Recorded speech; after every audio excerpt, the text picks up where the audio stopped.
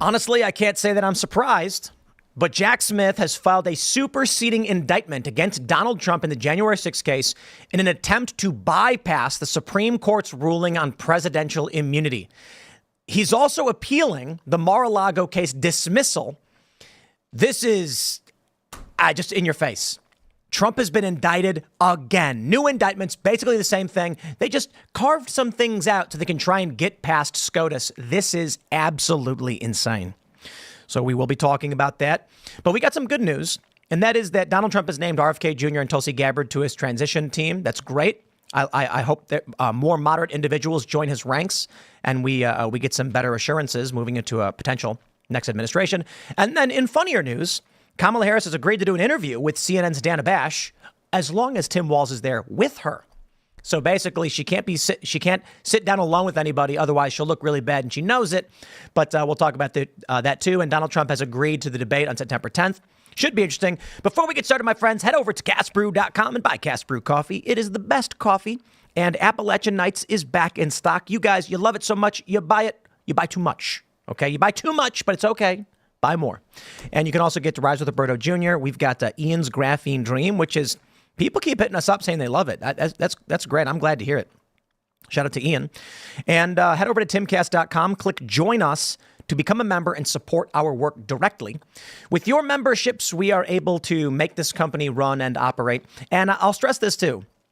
We don't do, like, there's a lot of podcasts do ad reads in the middle of their show. When we are live, we do not do that. For this, we forego a lot of money. However, I'm hoping that memberships are a better way of doing this because you as members basically give us a guaranteed income and an ability to budget, but also it makes for a better show. So we basically have two choices. We do ad reads during the show, which I hate doing and don't want to do, or we just go for memberships. So I hope that you guys appreciate what we do and consider becoming a member because so long as you guys do become members, we don't have to go the traditional sponsor route, which I wouldn't want to do anyway. But, you know, you'll also get access to the Discord server, which we will have the members only uncensored show coming up at 10 tonight, which is a lot of fun where you as members get to call in and talk to us and join us on the show. So make sure you go to timcast.com and click Join Us, become a member, and get in the Discord server where you can hang out with like-minded individuals. But don't forget to also smash that like button right now. Share the show with all your friends if you really do enjoy it. Joining us tonight to talk about this and so much more, we got Anya Prampil. Hi, Tim. Hey, who are you? What do you do? Well, I'm a journalist with the Gray Zone. You've had a couple of my colleagues on, Max Blumenthal, Aaron Mate, and I recently published a book called Corporate Coup, Venezuela and the End of U.S. Empire. You want to hold it up? Sure. I was happy with how the cover turned out. I like the art. So there it is, and it is compiling some of my reporting on Latin America, particularly Venezuela, over the last few years, and analyzing U.S. regime change policy and kind of how it's blowing back against our interests as Americans, including now on the border. So I hope that by putting it out there, maybe somebody in Washington will start acting like an adult when it comes to our foreign policy. But I'm not hopeful. Yeah, me neither. Well, we'll see. We got a lot to talk about, so it should be fun. Thanks for hanging out. Happy to be here. Libby is hanging out. I'm Libby. I'm hanging out. I'm Libby Emmons with the Post Millennial. Glad to be here. I'm glad you're both here. I'm Hannah Claire Bremlow. I'm a writer for SCNR.com, Skinner News. Follow them at Timcast News on the internet. Let's get started. Here's the big breaking story from the Post Millennial. Jack Smith files superseding indictment against Trump in January 6th case. That's right, ladies and gentlemen. A guy who was already ruled to have no authority to bring one case against Donald Trump. Now, because of the Supreme Court saying that the president has immunity as it pertains to official duties, Jack Smith has filed a superseding indictment against Trump, basically bypassing or attempting to bypass the SCOTUS ruling. This is insane. Postman reports a Washington, D.C. grand jury on Tuesday returned a superseding indictment in the January 6th case against Trump, charging him with the same 4 counts he had been charged with over 1 year prior by a different grand jury. The 36-page superseding indictment charges Trump with conspiracy to defraud the United States, conspiracy to obstruct an official proceeding, obstruction of and attempt to obstruct an official proceeding, and conspiracy against rights. In a court filing, special counsel Jack Smith, his office wrote that the superseding indictment was presented to a new grand jury that had not previously heard evidence in this case and reflects the government's efforts to respect and implement the Supreme Court's holdings and remand instructions in Trump v. United States. Holy crap, they even admit this is what they're doing and why they're doing it. Instead of acknowledging maybe we can't bring these charges against Trump, it's no, because of what they said, we respect that and we're going to charge him again. Mm-hmm. Yeah, they even said the defendant had no official responsibilities related to the certification proceeding, but he did have a personal interest as a candidate being named the winner of the election. So that's how they say that, the immunity ruling doesn't apply here. I mean, you're Jack Smith, right? You have one job, which is to get Trump. So I guess if you have nothing else to do with your time, of course, you would try again. You don't want to be a failure at this, terrible, terrible position you found yourself in.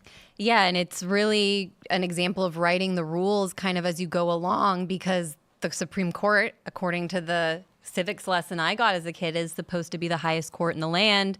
And for me as an American, I just feel like it's very depressing that our democracy is just it's been made into a joke. I think this is the kind of news that Democratic insiders or liberals sitting in coastal cities across the country get really giddy about when they hear they're like, ooh, they're going after him. But the rest of the world, honestly, looks at us like as if we've taken all of those ideals that we preach and ripped it up, lit it on fire.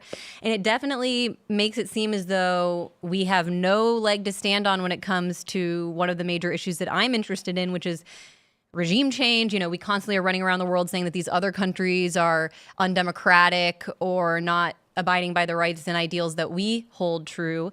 And now it just shows the rest of the world, demonstrates to the rest of the world that we have no authority to speak on those issues. You've actually put me in a good mood about this now, because you're right.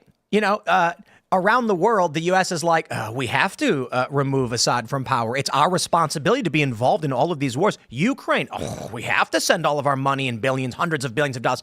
Oh, boy, better send all our money to Israel next. And now all these other countries are just like, yeah, the U.S. is full of it. Yeah. And so, look, I certainly think it's a smear on the reputation of a country reputation is so smeared, it's hard to see what it used to be. But at least the military-industrial complex and the warmongers can no longer pretend, except to their cult members who will just keep waving the flag and voting for their garbage.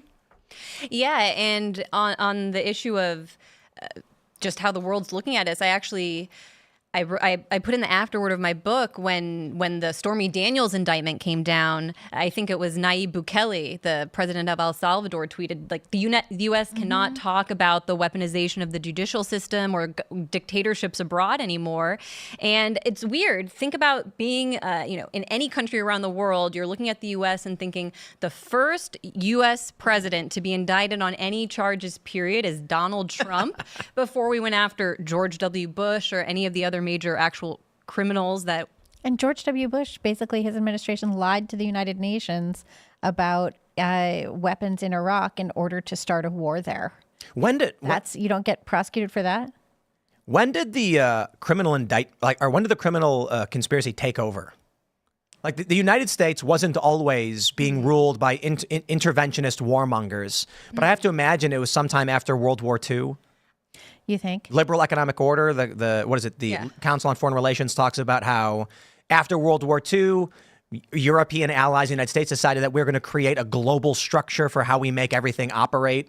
Yeah. And since then, it's just been like, well, we don't need to declare war anymore. We're just going to go do it. Is it? Yeah. I mean, that happened too with what was it, with Desert Storm, and the Congress was basically like, oh, go ahead, President, do whatever you want.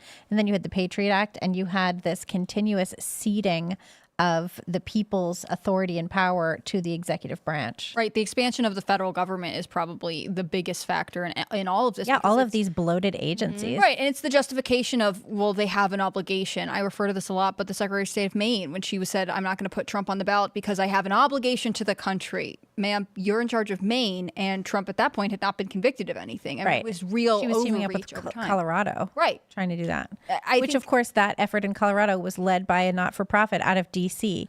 that hated Trump. That was like its that whole DC point. nonprofit has led Yes. led these efforts in multiple states. Yes. It's interesting, and I know you live in DC, but it's interesting that the expansion of the federal government and the supporting economy in DC is really what's sort of colluding to keep these movements in motion. How about we look into Loudoun County, Virginia, and what the average job there is? Yeah. I think there's probably some jurisdictions of the planet that have very, very, very high net worth, but I think on average, Loudoun County has the highest in the world.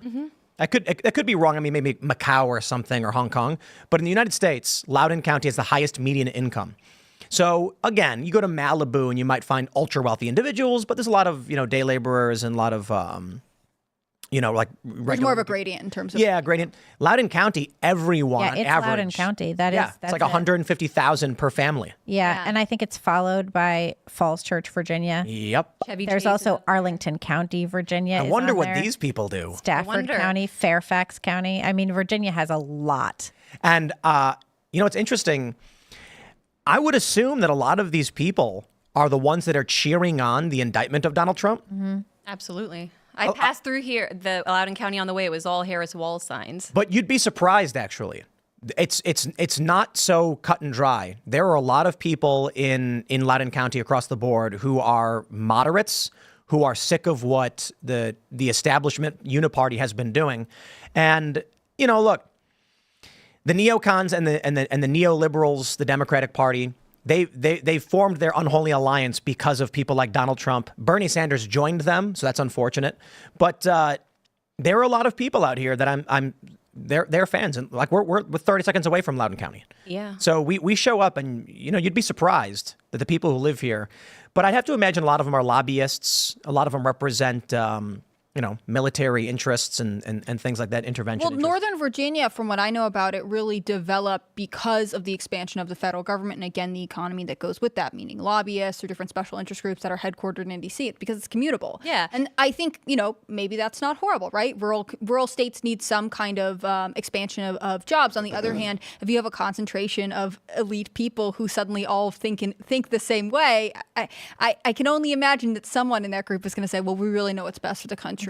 Yeah, I think that it also depends on what exactly is driving that expansion. And it's clear if you drive through Northern Virginia now that it's the military industrial complex. And yeah, my husband always calls it the necro economy. That's basically what it is. You just see one military contractor or spying contractor after the other.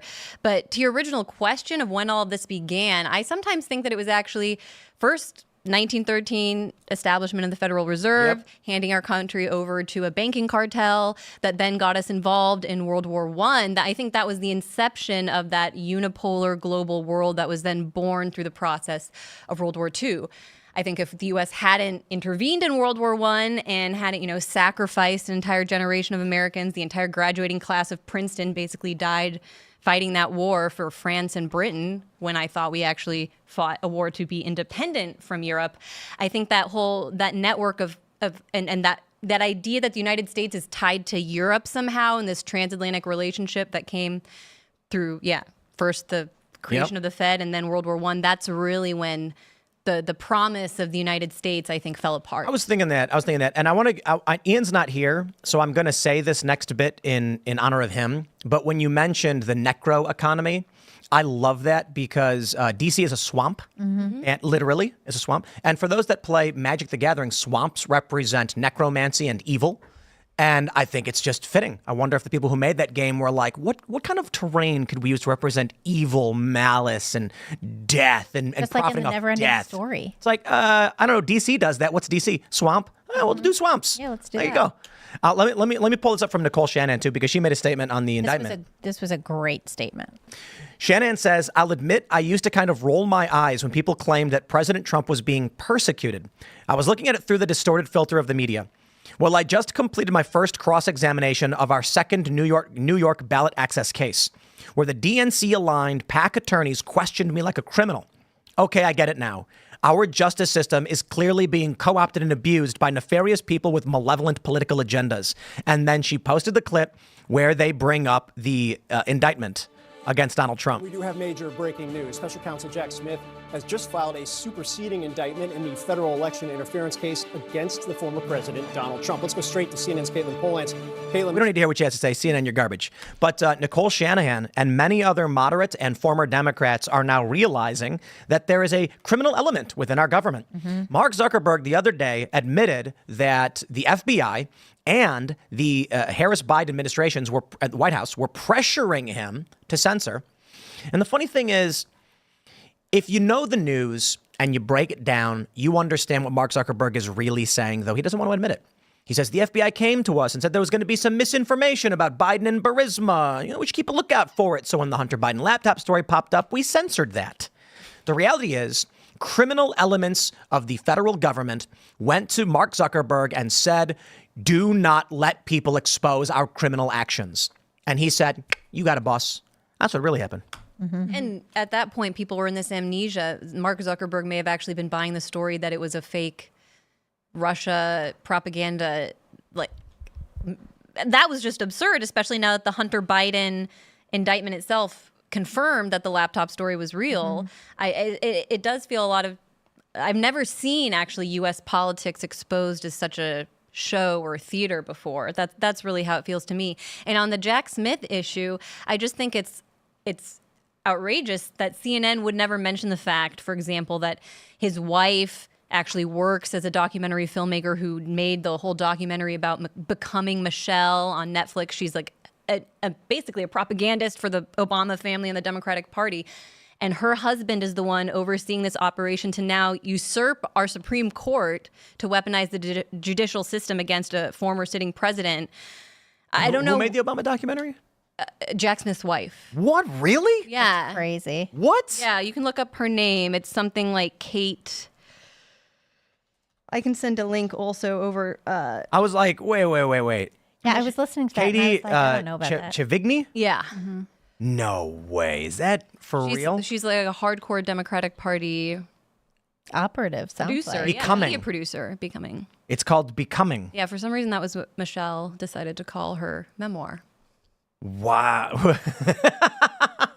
What are you trying to say there? Nothing.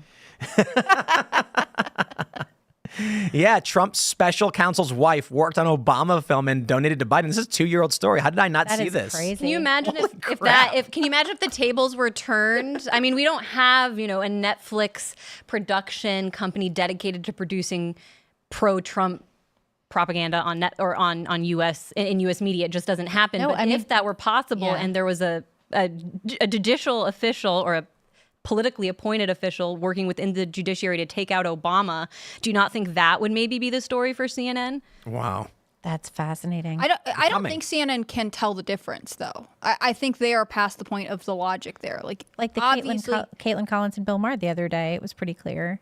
yeah, I think obviously they would say if it was happening to someone else, they would see it, but I don't think they're aware of their own bias. I don't think they could tell you why it's an obvious conflict of interest for special counsel Jack Smith, who's currently going after Trump, to be married to someone who is actively donating and supporting the legacy of one of the top leading Democrats in the party. I mean, I think they really believe that that's okay because that's how much they hate Trump. It's so illogical. Well, I'm still laughing think that about they're- Becoming. Yeah. They also think that they're objective. They actually think that. So when it turns out that Kamala Harris' best friend, who introduced her to her husband, is the head of ABC, and that's the only network she's willing to debate on, like nobody bats an eye at that. For some reason, everyone thinks that's totally okay. And when you have Pete Buttigieg and all the others coming out and saying, don't debate on Fox, don't do interviews on Fox because they're too biased, but somehow ABC is this breath of fresh air or something. It's absurd. It's Let's weird, too, jump to because you the- could only name one, right? It's Fox. I mean, I know Newsmax out There is a couple out actually there, but really just the it's just the one, and then all the conservatives can be like, well, CNN and MSNBC and NBC, and yet only Fox is the enemy here. And Fox is limited. I mean, look who they've gotten rid of in recent years Yeah. to be what they are. Let's jump to the story from the Post-Millennial. Trump says Jack Smith engaging in election interference with new grand jury indictment in J6 case. Quote, the illegally appointed special counsel, deranged Jack Smith, has brought a ridiculous new indictment against me, which is all the problems of the old indictment and should be dismissed immediately. Now, connected to the story is Jack Smith appealing the dismissal of Mar-a-Lago seized documents case. The gist of it here is the courts ruled that he was illegally appointed. Is that correct?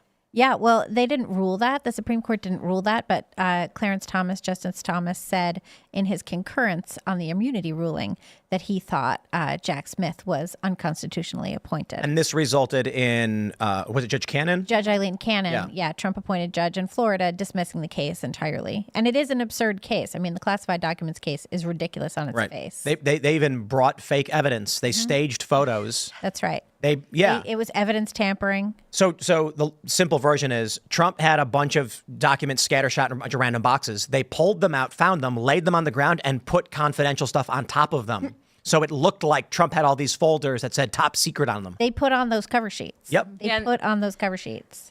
And then they scattered it around and they were like, Nick Fuentes was in Mar-a-Lago. This person's in Mar-a-Lago. They're going to get the documents. These were just in Melania's closet. Meanwhile, Yeah. it's like, why are you rifling through her closet? There wasn't even anything in there. Yeah. They just know she has great taste. They want to see what she has. You know, I'm she sure does they have picked up great some taste. good She evidence. has great taste. The other thing is, where's the Biden investigation? Why is Jack Smith only caught up on Trump? If he cares so Well, they much had about Robert classified Hur. documents, why doesn't he go after? They had the a ones- special counsel for Biden, and Not he the ruled Jack that Smith. He was a sympathetic old man who would never be convicted by a jury because he was just too kind and dotty and old. We didn't get pictures of the Biden garage where their documents were stashed, did we? Nope. I love the document story, though, because one thing that I do think gets overlooked in it is what the documents were. And there is a freak out in blob media, such as the Washington Post, for example. Did you call it Blob? Yeah, I like that. Another word for the swamp, I guess. And they're obsessed by the fact that Trump apparently had information about an ally's secretive nuclear program.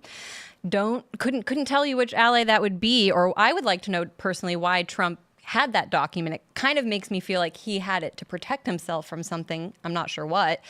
Or again, it depends on who this ally with the secret nuclear program is. But another issue on that, it was just stunning to me once I was watching CNN. Jake Tapper was interviewing the former Secretary of Defense, Mark Esper, and asking him, like, why do you think it's so bad that Donald Trump would have these documents lying around? And Esper said, actually, that it would prevent the United States, he said this, from executing a successful strike on Iran.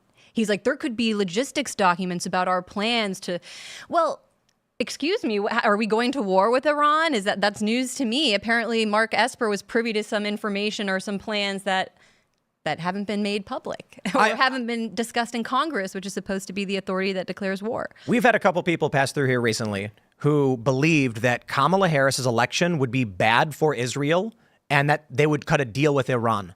And I'm just like, I think that's ridiculous. They are literally the deep state military industrial complex. They are going to redouble their efforts and they're going to try to exacerbate the conflict so they can get the war with Iran. And Donald Trump, I don't think he's even perfect on the issue either. But I think the principal conflict that the deep state had with Trump is that he wanted to get our troops out of the Middle East. Yep. Not perfectly, but he tried getting our troops out of Syria.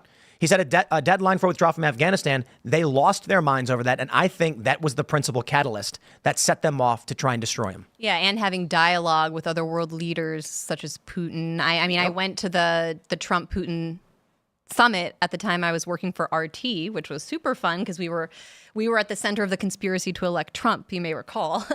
And it was, for me, incredible actually to witness a U.S. president acting like a statesman and sitting down with a powerful leader of another powerful country and supposedly acting in good faith.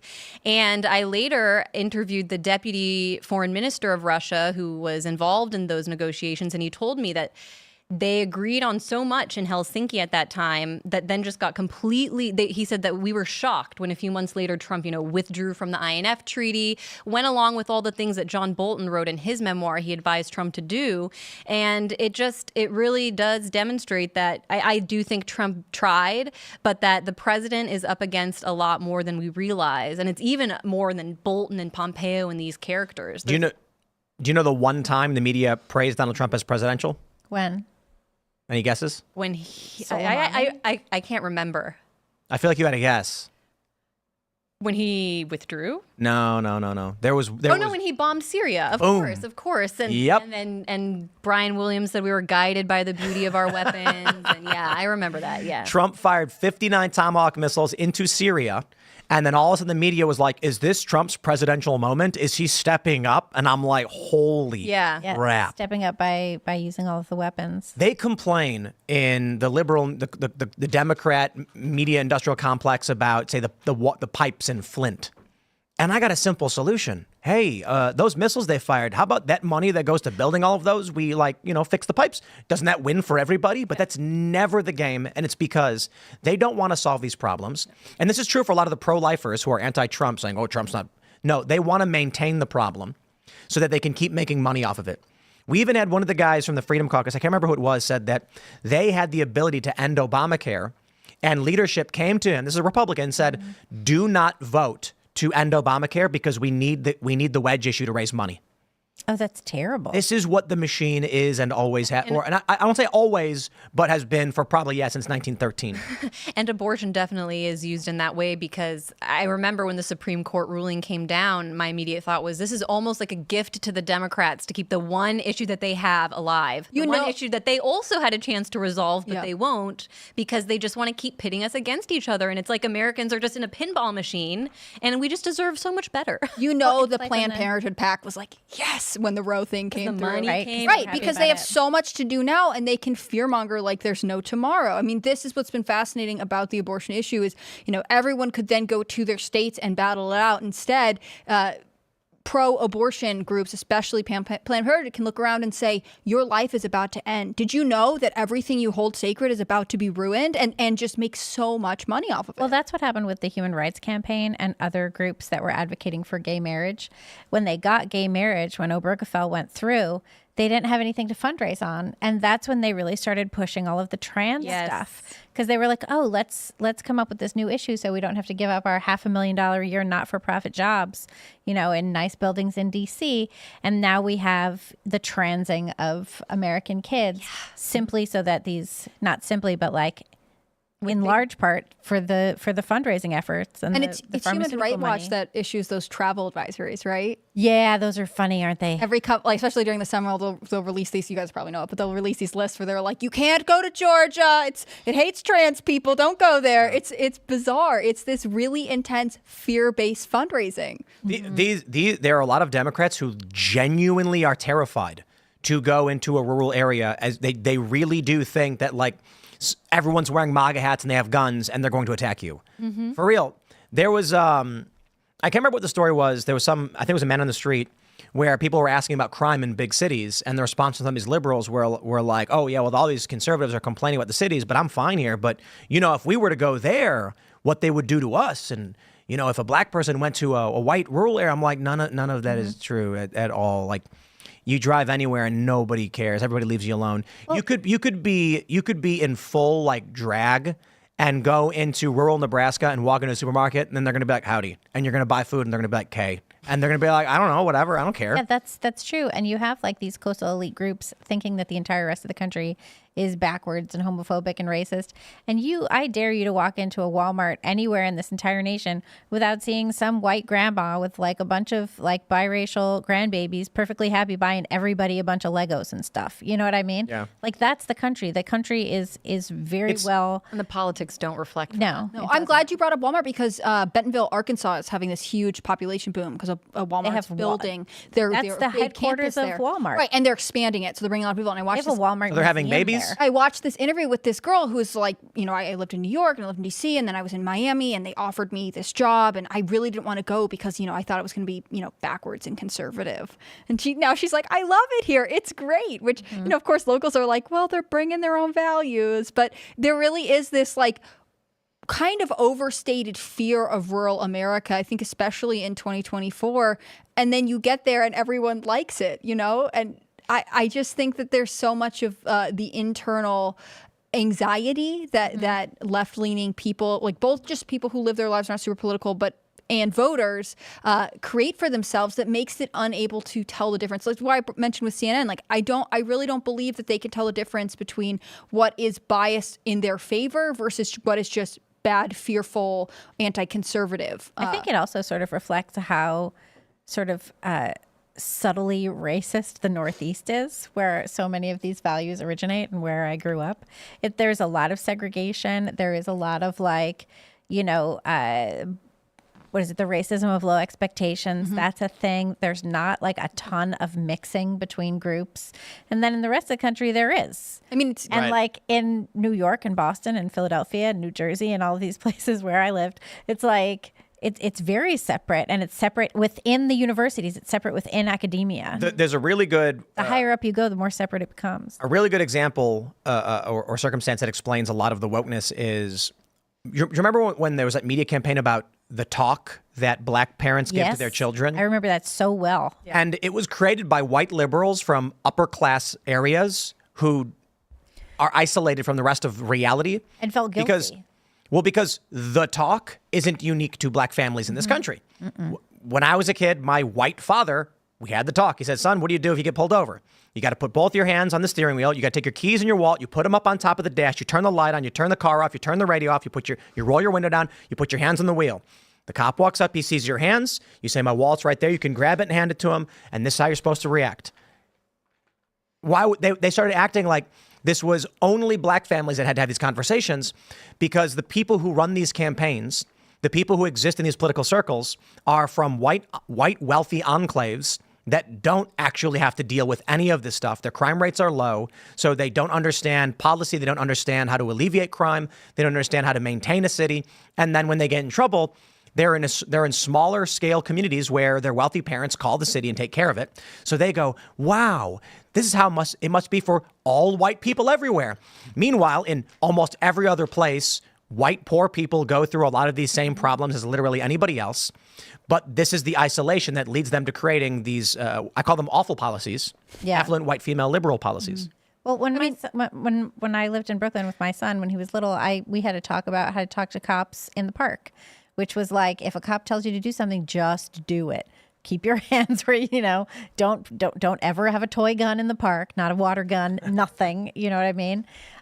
So yeah, all parents tell their kids like how to deal with authority figures that have guns. But then there's Governor Kathy Hochul of New York, who says that inner city black students don't know what a computer is. Yeah. I mean, the obvious discrepancy between that should just, I think it really captures what a lot of elite Democrats are experiencing every day, which is they have no idea. That Kathy Hochul thing was ridiculous. Wasn't that crazy? It was so offensive. Yeah, and I think she'll just keep her office, right? She believes it. She believed it, and then her office was like, no, she didn't really mean it. And then you had all of these like black kids from the Bronx on TikTok making jokes about Kathy Hochul being like sniffing the computer. The guy, he's punching the laptop and like scared of it. Yeah. Then I think one of the best videos ever on this issue is Ami Horowitz's voter ID video, where he went to Berkeley and asked a bunch of white college students if it was racist to have voter ID, and they're all like, yeah, because black people don't know how to get IDs. This is what Kamala Harris said. And he goes to Harlem and the Bronx in New York, and they're like, huh? Like, yeah, I got an ID. What do you mean? And he's like, well, they said you didn't know how to do it. He's like, what are you talking about? All of them had one. That is one of the oddest talking points because, yeah, it does really belittle black people. And it has there's a simple solution, too. If that were true, then the solution should be get people IDs, like go on a campaign to do that instead of saying that, you can't have a basic voter ID law in place. Because as someone who's covered elections or observed elections in other countries that are like being actively undermined by the United States, Venezuela, Bolivia, for example, they're actually very proud of the fact that they have to present IDs and go through this arduous process to vote because they say that it makes their system very secure. And here I am like, what if I told you that in the United States, we can't get people IDs? It's very bizarre. Can I read to you guys what Kamala Harris said about voter IDs? Sure, yeah. I don't think that we should underestimate what that compromise on voter ID laws could mean, Harris said, because in some people's mind, that means you're going to have to Xerox or photocopy your ID to send it in to prove who you are. Well, there are a whole lot of people, especially people who live in rural communities who don't, there's no Kinkos, there's no Office Max near them. Of course, people have to prove who they are, but not in a way that makes it almost impossible for them to prove who they are. So you don't have to prove who you are. That's the solution? Yeah, so because poor people can't get to a photocopy machine to It's send probably in at their ID. local library. I got a simple solution. All over the Bolivia place. can do it. We can do it. Only landowners Very can good. vote. That solves all the problems because now it doesn't matter. Look, I'm thinking about what about back in the day when we didn't have IDs? How did we do it then? Simple. You had a land deed. Right. And so you just, show your land deed and you're good. Is that the idea? No. If it back then, when landowners were the ones who were voting, you needed to prove you owned land. There has always been a requirement that you prove you are a member of the community. I agree. We should not make it so that only landowners vote because now we live in a society where there are renters. Not everybody wants to buy a plot of land. Plots of land are very expensive and there's a lot of people. So you need an ID to prove that you're a member of the community, and your address on the ID should reflect the jurisdiction that you are voting in. So if you're voting for a congressional district, but your ID says you live somewhere else, you can't vote. Sorry, bye. Have a nice day. I think that makes sense. I mean, I think that's because you're bigoted. Yeah, it's because obviously I'm a terrible person. But I used to be opposed to voter ID laws, and then the more I got involved in looking at it, I was like, it's actually not a problem. I repeated those talking points without thinking. Right. Isn't that funny? That's like... And what changed your mind? Yeah. What changed my mind? Yeah. A couple of things changed my mind. One, just voting more. And then another thing was the situation with illegal immigration and people just automatically being registered to vote. So like the motor voter laws, that seems kind of crazy that you just automatically get registered to vote because then you're not taking any real responsibility for it. And I think that if you have to, own your opportunity to vote and own your duty to elect representatives, you might determine that you should be a little better informed. I thought that made sense to me. Let's jump to this next story. Once again, from the Post-Millennial, we've got big news, ladies and gentlemen. Kamala Harris has agreed to finally do an interview. And it's such big news because Kamala Harris has not given one at all. So that the moment she decides to actually just talk to the press, it apparently is headline news. I'm not kidding. It's not just the Post-Millennial that wrote this breaking. It's being picked up. It's trending. Everyone's like, wow. But guess what? Tim Walz will be with her, and it's going to be with Dana Bash. So part of me wants to say softball interview, but that's not fair at all. It's going to be more like T-ball. It's going to be more like powder puff. Yeah. What's powder puff? Powder puff. Like they're going to chuck little cotton balls at her, and she's going to be like, woo, look, cotton balls. Well, she's probably going to rely not even on the her. same realm as baseball. No, I don't think there's any baseball going on here. They're going to give her the questions It's in not advance. even table tennis. No. And It's like It's just a photo op where she stands with the bat and pretends she did something. Meanwhile, her security blanket / emotional support dog, Tim Walz, is there to field any kind of questions. You should get like a little harness, and then they're part of the BDSM community. I'm sure that would help them. Open in their about their goals with kink. their extraordinary base. Yeah. The thing is, the last time she did an interview was late June, and she appeared with a Kentucky-based pro-abortion advocate who later appeared at the DNC. She has a really sad story. She was attacked by her stepdad. It's really bad. But even then, that was the last time we heard from Kamala Harris in an interview setting like this, and she wasn't alone. You would think, this person who wants to be president is going to appear solo, but she won't do that. That's how much she respects her voters. She'd rather put her own sense of emotional security first. Not only a person, but according, to their logic, she's a strong woman of color who apparently can't do an interview without a white man sitting next to her. I mean, that's how they see the world, right? How does it look for them to be promoting this woman as a great leader and a woman of color, and yet she can't do an interview alone? It's honestly insulting. That's a good point. As a I'm glad woman. she's so pro-white men. Yeah, Maybe I that's think good for the country. I think it's so weird that she's showing up with Tim Walz. And her husband is probably going to be there too. Well, he's going to be in the green room, Yeah. of course. He's going to be ready with a bag of Doritos like any good man would be backstage, But yeah, I really think that it's sad that she needs someone to come hold her hand, that she needs someone to be there with her, that she can't show up and speak to this reporter who's already... It's going to be an easy interview. It's really CNN. unpleasant. Yeah. Well, and who's already like ready to do whatever she wants. She's ready to just bend over for Kamala Harris. we were I was talking going to about say something knee much for worse Kamala and talking about didn't say it. You were mentioning how ABC is hosting the debate, and it's seen as this great victory, even though there are all of these interests behind the scenes that are obviously very political involved at ABC. Dana Bash is someone that I feel like doesn't get talked about enough, but I like to watch CNN a lot actually because it's where I feel like I can see the political theater being That's like Steve rehearsed. Bannon says, watch MSNBC. Yeah, you really. I learned when I worked in a TV studio when I had all of the mainstream media playing that you could kind of see where things were going just based on watching them. But Dana Bash, I know you broadcast a lot, Tim, but she's up there. I think she might give you a run for your money. She's always on CNN. I don't know what else she does with her life, but she's also someone who was married to the former chief of staff of the CIA. Bash, that's where she, Dana Schwartz is her name, but she took Bash, and is very, it goes back to this idea that there's a big family in the media, whether an it's incestuous Blob. relationship between the government and the media. yeah, and all you have to do is watch Dana Bash to see that she doesn't even hide her allegiance to just the deepest core of the U.S. security state. But this is crazy to me. It seems like the internet is what broke that machine. For the longest time, intelligence agents are former and current, and their families are working in corporate media. What was it? It wasn't was it Mockingbird? What was the Yeah, Mockingbird yeah. where the 'cause intelligence it's agencies repeating. Mockingbird. Right. And that was the what was the name of the hearings where that was uncovered? Church? No. I don't remember. Church Commission? Was it?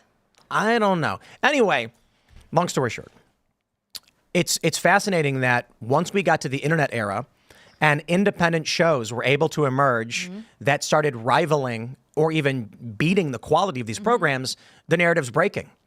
Donald Trump's victory in 2016 was not supposed to happen. The deep state was caught off guard. They legit were, you know what, it's fascinating. They were gargling their own waste in the media. Hillary Clinton has a 99% chance of winning as they all were patting each other on the back and going, ho, ho, ho, ho, with their pinkies out. And then Trump won. And they were like, it's impossible. The only explanation is Trump's a Russian spy. That explains it. Well, and then that totally undermined his foreign policy for his entire presidency. It was by design because he'd already laid out that he wanted to shake things up and take on the established foreign policy, the blob, as actually that term came from Obama's former chief of staff or national security advisor, Ben Rhodes. He actually called it the blob because he was part of it. And yeah, Trump obviously ran on taking that on. And so they planted the seeds of Russiagate just in case. And I do think it wasn't just a domestic political play. It was to undermine his genuine attempts at diplomacy and good faith outreach to the world that I think are the aspects of the Trump presidency that should be commended the most. Like, I just don't understand why we can't have a president who wants to talk to the world and just make deals instead of sending guns around. So We Are Change in the chat. Luke Rutkowski says it was the Church Committee in 1975. We got a super chat saying Luke is screaming right now. Well, Luke has every opportunity to come and hang out on the show and set the record straight on all of these things whenever he feels like it. So, but yeah, Church Committee hearings. So we kind of got that. MK Ultra was uncovered under that. I think COINTELPRO was in that as well as Mockingbird. Yeah, COINTELPRO. And sometimes it feels like we talk about those programs as if they were something that happened in the past and were exposed, but And then they stopped. yeah, you got to look around and wonder. Yo, like if you're a millennial, your parents were alive when this stuff was going on. Like your parents were I don't know, probably teenagers or actually young adults. So this is very recent history. And I love that meme where it's like, well, we know the CIA did bad things in the 60s, the 70s, the 80s, the 90s, and 2000s. There's been no reforms. Nothing has changed, but they certainly aren't doing anything bad now. Yeah.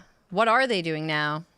Yeah. We don't even really we don't know. We're discuss not it. gonna know. Oh, no. I think we know what they're doing now. What are they doing now? We don't know everything they're doing, but one thing I'd say is they're involved in perhaps like the indictment against Donald Trump or for sure, or how about the 2 impeachments against him, which are also ridiculous and insane. I'd have to imagine that it's not just the CIA. What were they accused of recently? Where they came out and they're like, no, we have nothing to do with this. We're not involved. It was a big story, and people were claiming the CIA was involved in some kind of related to this. They claim that they don't do domestic work. It's only against foreign adversaries or whatever. It might have been J6. I can't remember. Was it just the spying that was happening with I think Trump all throughout? Yeah, I think it was related to activists getting spied on or something, and they said we only target foreign, individuals or whatever. We don't operate within the United States. Right. But I'd be willing to bet it's not just that. We know the FBI is deeply involved in helping Joe Biden get elected. Here's my view. Super simple. For the longest time, television media was under the control of, even after the Church Committee hearings, we know about Mockingbird. We know that they're planting stories. We know that they're actually writing the stories and giving them to journalists to then put their names on them. Yeah. And even after 1975, it kept happening. The internet comes around and all of a sudden, independent voices, way too many of them, rise up and the narrative starts breaking. Trump wasn't supposed to win. Hillary was supposed to win. They were caught off guard, gargling their own waste. Trump ends up winning, and for 4 years, the system is fractured. The narrative machine of the deep state isn't working. The media is trying to lie, and it's failing. And now, what they did was colluding, getting Facebook to censor the Hunter Biden laptop story and the Burisma story. All of these efforts and the shadow campaign, as Time Magazine called it, to make sure Joe Biden won, and he did. And it now looks like they're holding on by a thread. They cannot maintain this. Their psychotic wars are failing. And it looks like Donald Trump is actually going to win. Right. And But we'll see. We'll see. Yeah. Trump has won the argument, especially with RFK Jr. and Tulsi Gabbard. But can he win the actual game? That's the question. and can he win the vibe game? You know, I mean, this is the thing that's really being pushed, and it takes a lot. I mean, we were just talking about, you know, previously believing things that it turned out to be not true at all. It's hard to break out of a mindset when that's all your friends are saying that, when it's all your family is saying that, when it's everybody at your workplace and that you come into contact with who is saying that. So it's hard for people to think for themselves, which is really a shame, but it is hard for them to do that. And so if those people who can't think for themselves and just go along with what all their friends say show up at the ballot box, I don't know if they're offering free mimosas or whatever, then they'll probably vote for Kamala Harris. I think Trump won the vibe game. I think Trump won the vibe game and the argument. So for He people, definitely won the argument. he won the argument, no question. Again, especially with RFK Jr. and Tulsi Gabbard, his argument is now we're a big tent party and we're trying to be accommodating and compromising to as many people as we can because we all agree we want to help America. Then you have the vibe. He's laughing. He's having a good time. And people on the street, when you see these men on the street interviews, are saying Trump. The question is, whatever the real campaign is to win, are the Republicans, is Trump prepared for that? So voting in the park, universal mail-in voting, ballot harvesting, that's vibe, feelings. None of that matters when procedure is against you. The question is, can Trump win procedurally? yeah. Well, and he needs the RNC to step up and do their job. One other And states. Yeah.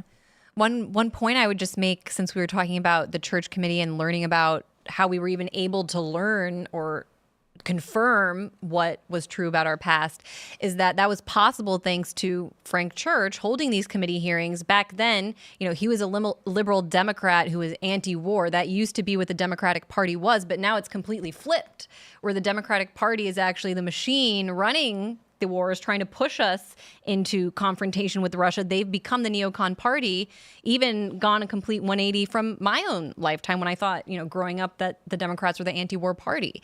So it's just, I don't know how that happened. Does anyone else know how that happened? So when Bernie Sanders, and it doesn't start here, but with Bernie Sanders trying to lead a populist leftist grassroots revolt in the Democratic Party, Donald Trump led a right-wing populist revolt in the Republican Party. Bernie Sanders is how would I describe him? Frightened and weak-willed. And Donald Trump is arrogant and hot-headed. So you take a look at what happens. Bernie Sanders of the popular base, I describe it as he shows up to the ivory tower and he knocks on the door and he says, listen, we got all these people behind me, and we say, I should be president. And then they just dump water in his head. He goes, whoa. And then he just stands there. Donald Trump walks up and goes, listen, we got all these people, you're letting me in. And then they start banging on the door, and they splash water. And Trump goes, don't you splash water on me, and then kicks the door in. Yeah. Trump gets pissed, says, F you, no. Bernie Sanders says, please don't hurt me. Please, I'll stop. So what ends up happening is the neocons in the Republican Party lose their minds. All of these conservatives are never Trumpers, and they're like, no, Trump is awful. He doesn't represent us. We don't want him here. We don't want him here. And then Trump wins, and they're like, okay, we have no choice. It's the best we can do. But these are the run-of-the-mill conservatives. The neocon establishment were like, screw that. Hillary Clinton. And so they jump to the Democratic Party. It's why you have Bill Kristol, right? Yeah. And people like him that are basically, we've got to restore the Republican Party. The Democrats are the closest thing to a warmongering elite that we have, so we're going to work with them for the time being. And you end up with the Democratic Party harboring the neocons. But come on, Hillary Clinton was like, she's a warmonger. She's one of the, she's the warmonger. You know what I mean? We can rag on George W. Bush and all these people, but Hillary Clinton is right up top. Well, Bush, you kind of get the idea that he wasn't running the show. She was running the show, when she was at the State Department. She was like ideologically committed. Bush was kind of just the idiot son that they put up as cover for Dick Cheney and Rumsfeld and all these other people that were the Hillary Clintons of that administration. And then Obama himself, I don't know how much I don't even want to talk about him, to be honest. Obama. That's what they called him, Obama. He's our true king running the show behind the scenes, right? He's going to get his 4th term with Kamala. Yep. Yeah, indeed. Why do you think it took him so long to endorse her? Administration. The Obama era. Maybe because, I think ideally they probably didn't want to run her, but it would have just been too anti-democratic to remove Biden and then Kamala. It would have just exposed the whole sham. There were those reports that he wasn't going to endorse her for several weeks and ostensibly to let her have her moment in the sun, but the Clintons endorsed right away. So many other top Democrats did, and Michelle and Obama really held out. I do think that he is ultimately the kingpin for a lot of vibes from the Democratic Party, but it's interesting to me that he doesn't actually seem to like Kamala all that much. Well, haven't you ever, seen a cartoon? The supervillain has lackeys, and the lackeys screw up, but the lackeys never get, fired or kicked out or whatever. The supervillain's henchmen will go and do something, ruin it, and then come back, and the supervillain's just like, well, okay, I guess. He's like, you imbeciles, and he bops him on the head. That's it. Barack Obama didn't want Kamala Harris, but they're just lackeys. That's it. But the Clintons did want her? No, I think that Obama backed Kamala Harris becoming the nominee.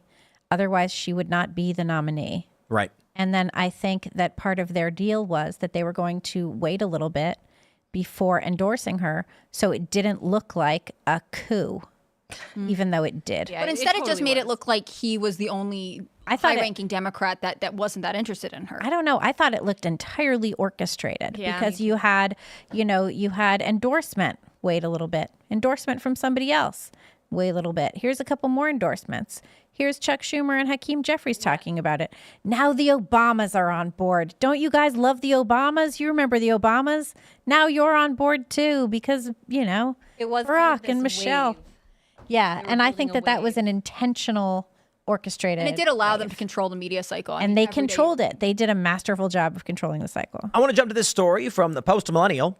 Once again, breaking, Trump names Tulsi Gabbard and RFK Jr. to presidential transition team. Quote, as President Trump's broad coalition of supporters and endorsers expands across partisan lines, we are proud that Robert F. Kennedy Jr. and Tulsi Gabbard have been added to the Trump-Vance transition team. Now, here's the reality. Tulsi Gabbard was being set up to be the heir to the Democrats. She is a woman of color. She was, they loved her. She was a member of Congress. And then she betrayed Hillary Clinton for Bernie Sanders, and they lost their minds. RFK Jr., he's a Kennedy, need I say more? And they kept him out because these people don't want to adhere to their weird cult-like ideology or structure. And it's fascinating now that we see this. This is tremendous for Donald Trump. But why is it that the best possible Democrats are Republicans now? I think it's that the parties themselves are a little bit irrelevant once you have Trump at the head of this party because his values are not the uniparty values. So, Mitch McConnell and Chuck Schumer may as well be in the same party, I think. I'm going to say something that's unpopular, and I think that there's a lot of benefits to having Tulsi and RFK in the or on his transition team. I think they bring a really interesting perspective. I think it's good for, moderate voters, undecided. But I do think that there's a chance that some of these appointments make the core MAGA base supporter kind of nervous, that the campaign that they were so invested in is changing. And I think part of that has to do with, immigration and some other things. I don't know that it's true. I'm just saying that, it's one thing to have one or two former Democrats, but when you start, if the dyed in the wool, like I am voting MAGA, Trump is who gets me to the polls, voter starts to feel like he is changing too much, I think it will, I don't know, I think they'll still turn out for him, but it will create anxiety within his party that could mar the first couple months of his term. I just think that, Trump is relatively moderate on a lot of issues. Mm-hmm. And so are RFK and Tulsi Gabbard. But I think that I think that this alignment is not even so much about issues or policy, but it's more about worldview. And I think that that's a much more aligning and much more necessary joining than a policy joining, because what we have now is a Democrat Party that looks at the world and says, we want, more abortions, less children. We want to trans our kids. We want everyone to be forced to buy certain kinds of cars. We want everybody to be, forced to buy certain types of foods. We want to control the way you live. We want the government to be your primary partner in life. And then you have, RFK, Trump, Tulsi Gabbard, and a whole heck of a lot of MAGA people who would say, we want government out of our lives. We don't want you to tell us what to do with our kids. We don't want you to tell us what to do with our bodies. That means we don't want you pushing abortion. We don't want you to tell us what kind of car we get to drive or where we can live or what kind of housing we can live in. So I think it's more of a, pro-government partner in your life worldview and an anti-government in your life worldview. And that's a much bigger divide. And there's a lot of policies, I think, personally, where I would compromise if it meant everybody just left me the hell alone. So I want to disagree, because we had this article from 2019, and it's, here we go. I'll just pull this one up because there's a bunch of different versions of it, but this is Times Republican or Winchester Times. Memo to Trump, trade Bolton for Tulsi. This is July 1st, 2019. Conservatives were calling on Donald Trump to fire Bolton and bring Tulsi Gabbard on because Tulsi was right about foreign policy and Bolton was a maniac. I said back then, Donald Trump needs to bring on Tulsi Gabbard as a national security advisor or in some way his administration, and this would help win over many independents. I also said Andrew Yang because Andrew Yang was very popular among liberal-leaning independent voters. A lot of people say, no, he's crazy. He wants UBI socialist. Don't care. This is not Donald Trump saying he will enact those policies. It's Donald Trump saying, I'm listening to you as well. You are here in the conversation. Vote for me. Bringing on Tulsi, I think, is the right move. And it's late, but I'm happy to see it happening. And I actually think a lot of the MAGA people are going to be happy about it, especially since she's come around on 2A. She's endorsed Donald Trump, and it's a Democrat joining the ranks. This is basically like going to a MAGA voter and saying, you were right the whole time. They're going to go, that's right, I was. I think it's a really good play for Trump politically. I do. I think that it kind of is throwing back to the energy of his 2016 campaign, because for a while it just felt like this. Now the campaign was overtaken by the Walls Kamala fever. I'll say something now that might be controversial, and I know you're going to accuse me of having Israel derangement syndrome, but the way that I see it is that I don't totally see them as switching teams. They are all part of the Adelson Money Network. You have Tulsi and RFK Jr. running around with Rabbi Shmuley, the dildo salesman, and pledging allegiance to Israel. And for me, as much as I have supported Tulsi in the past, I was a big RFK Jr. fan, actually. I was. But the reasons that I love them is that they were committed to ending forever wars and to issues like free speech in the United States. And for me, all of that, even if you can understand Ukraine and you can, understand Syria the way Tulsi did, I just don't get how you remove those issues from the Israel lobby and the fact that they're the greatest threat to free speech in the United States with their anti-BDS laws. You just had NYU now say that you can't say Zionism on campus because that is also considered anti-Semitic. And they've actually criminalized speech around the country. And to see RFK and Tulsi just, pledge allegiance to Israel while... They did, though? Well, RFK, absolutely, and Tulsi, and they repeat the script. They repeat the script, Yeah. And they say all this stuff about Israel being our great ally. I mean, RFK himself was just doing fundraisers for Rabbi Shmuley's personal security, okay? So that's a little bizarre to me, and it just feels like it just discredits their position on war and speech. I wouldn't call any of that Israel derangement syndrome. I'll clarify Israel derangement syndrome. We had a guy in the show who literally any question that was asked about anything policy-wise was Israel. We had a members-only caller who said, I'm concerned about the fentanyl crisis in West Virginia. And within 30 seconds, he was talking about Israel. And I'm like, this is the issue. My thing is anti-intervention. The United States' interests are not in sending out our troops to military bases overseas in every part of the globe and expanding the liberal economic order and nation building in Afghanistan. Whatever the parasite is that infected the United States probably in 1913 with the start of the Federal Reserve has manipulated what this country is supposed to be. I look at the history lessons of the Founding Fathers leading up into the Civil War and the lessons learned at the Civil War. And I'm like, wow, man, these people were fighting really, really hard. And they really just wanted to be left alone. And then at some point we were like, nah, let's go get involved in foreign entanglements, which is weird.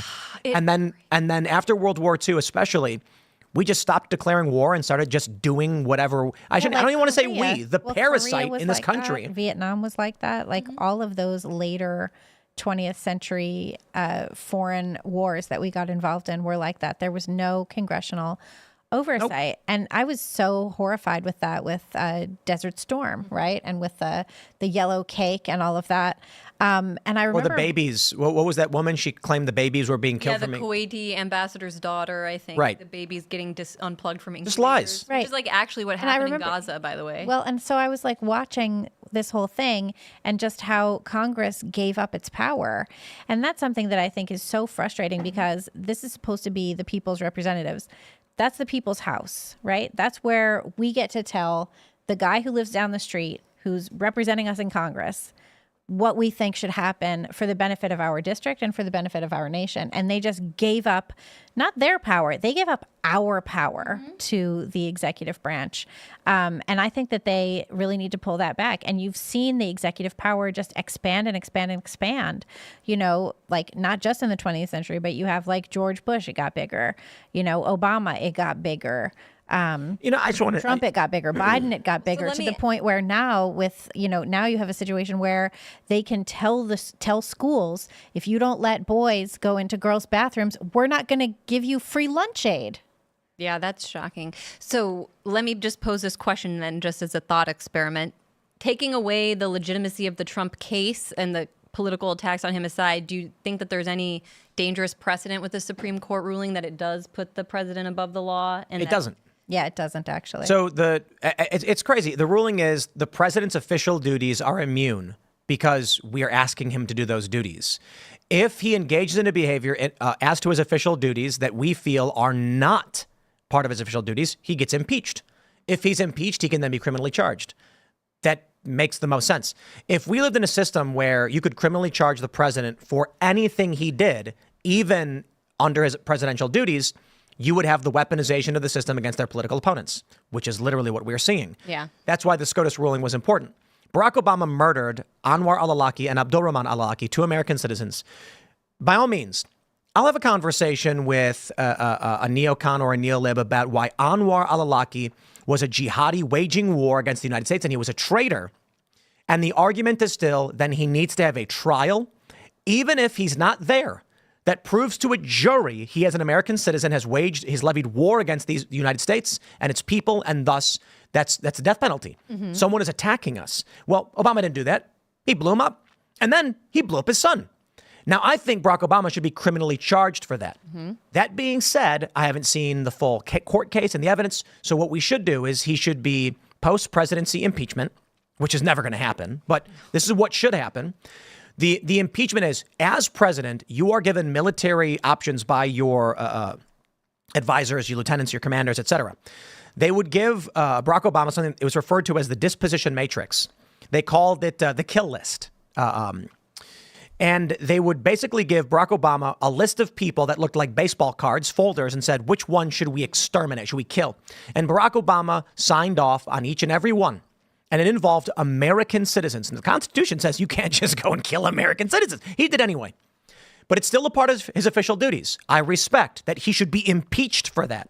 And what would happen now is an analysis of those actions that happened. This is 12 years ago? When I think it was it 12 years ago Abdulrahman was killed? 2016, not 20. Oh, not 2016. I think it was 2012. But I could be wrong. So we would impeach him. We would have an inquiry. Congress would then look at the evidence and say, we do not find sufficient reason to believe Barack Obama had a legitimate official duty in killing a 16-year-old American citizen in Yemen, a country we are not at war with, and bombing a civilian restaurant. After the impeachment, then the jurisdictions with interest, the locations with jurisdiction, I should say, or the jurisdictions with standing, could then criminally charge Barack Obama, which would include San Diego, Boulder, Colorado, as well as the federal government. So it wouldn't prevent a criminal charge of a president committing war crimes in the future. It just means that.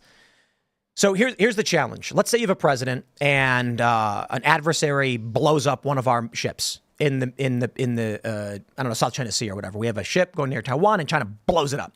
The president responds by sending in a strike group or whatever, which encounters an unidentified vessel that will not respond to hail, and then it opens fire on the U.S. So he instructs them to blow it up, destroying what turns out to be a Russian vessel that was working alongside China, triggering a response from Russia saying, you jumped the gun.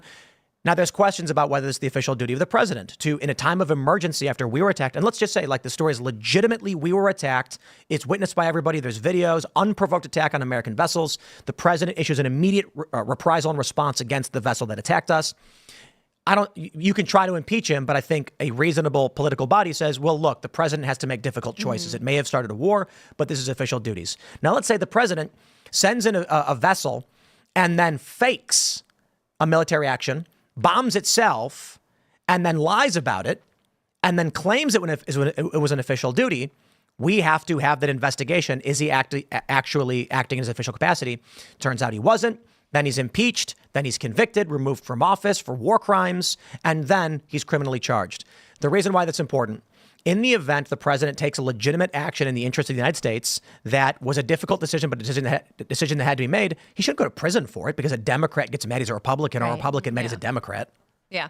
No, I guess it then becomes a case about what is presidential duty, and that's what gets debated in the future. Not that I also think that any president's ever going to get prosecuted for something bad that they did. It's only going to be something like I mean, I would have loved if they would have tried this with Bush, but oh man, Bush he tortured some folks. All of them. I mean, Obama and Bush. Clinton. I mean, Clinton set the precedent for the Iraq War, right? Bombing Iraq without congressional approval. And it's the challenges for the most part. Official duties, we know what they are, but you are right. There's a lot where it gets into this really like fine print-esque area where it's like, well, the president was having a conversation about his personal vehicle, but it was in the Oval Office. Is that part of his official duties? And the argument is, well, his security in a personal vehicle matters. So this conversation is, someone will say, no, he's talking about private personal finance stuff with someone. Just because in the building doesn't make it. And then you're having that argument, and that's where things get messy. The real problem is not whether or not we can impeach and then convict a president.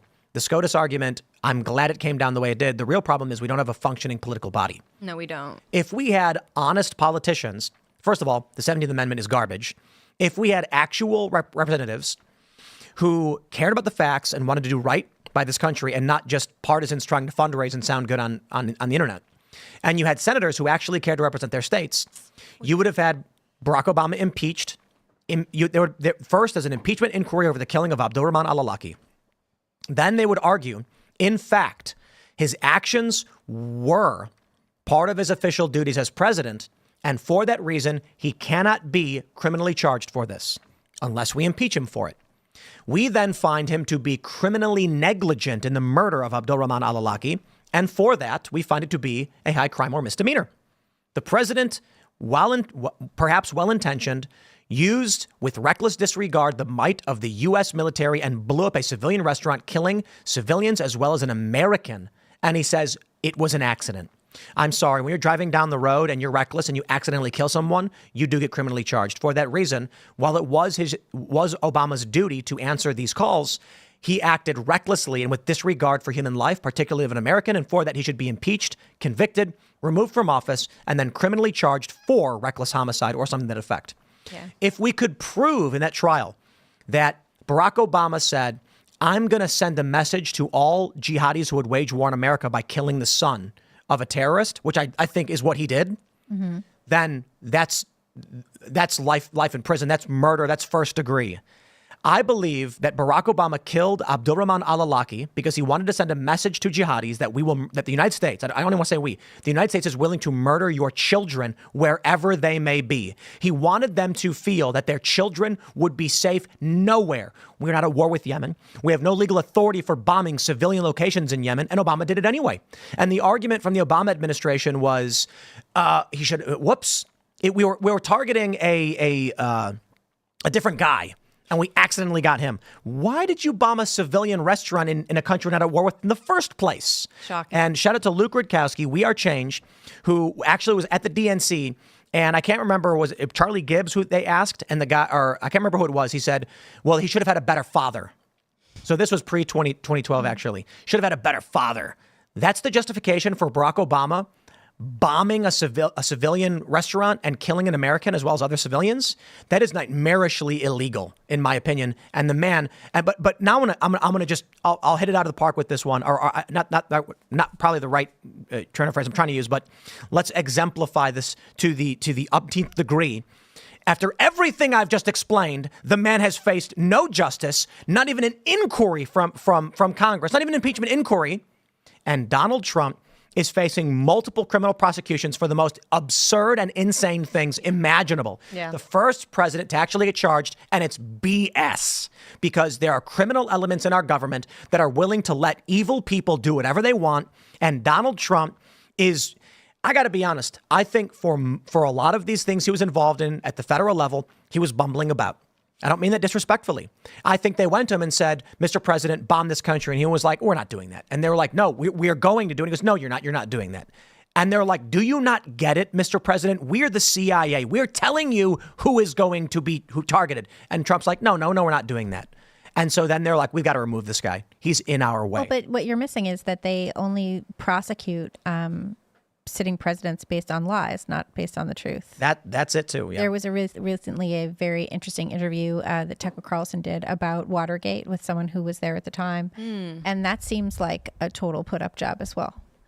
It seems like it was entirely faked. So let's jump to this so I can stop ranting about why I'm mad at Obama. The Post-Millennial reports Kamala adopts another Trump policy, pledges hundreds of millions to build the wall. I told you she was going to do this.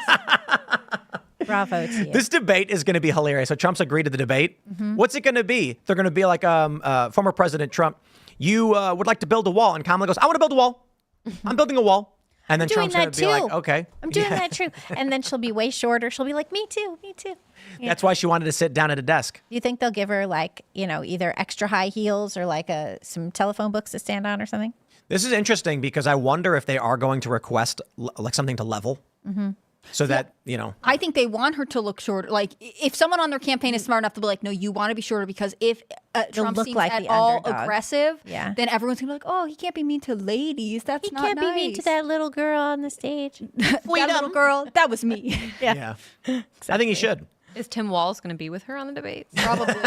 Behind her, fanning her, With the cheering her Doritos, on. the bags of Doritos. Oh, my He God. throws her a bag of Doritos. during Right? the Or debate. maybe we'll Emotional get to support see vice his president. tuna mayonnaise taco. I'm just surprised, honestly, that, because usually Democrats that's one of their big issues, right? To demonize Republicans is with immigration. So why do you think she's now responding to pressure on this issue? Because black community members in Chicago were screaming, we are being replaced.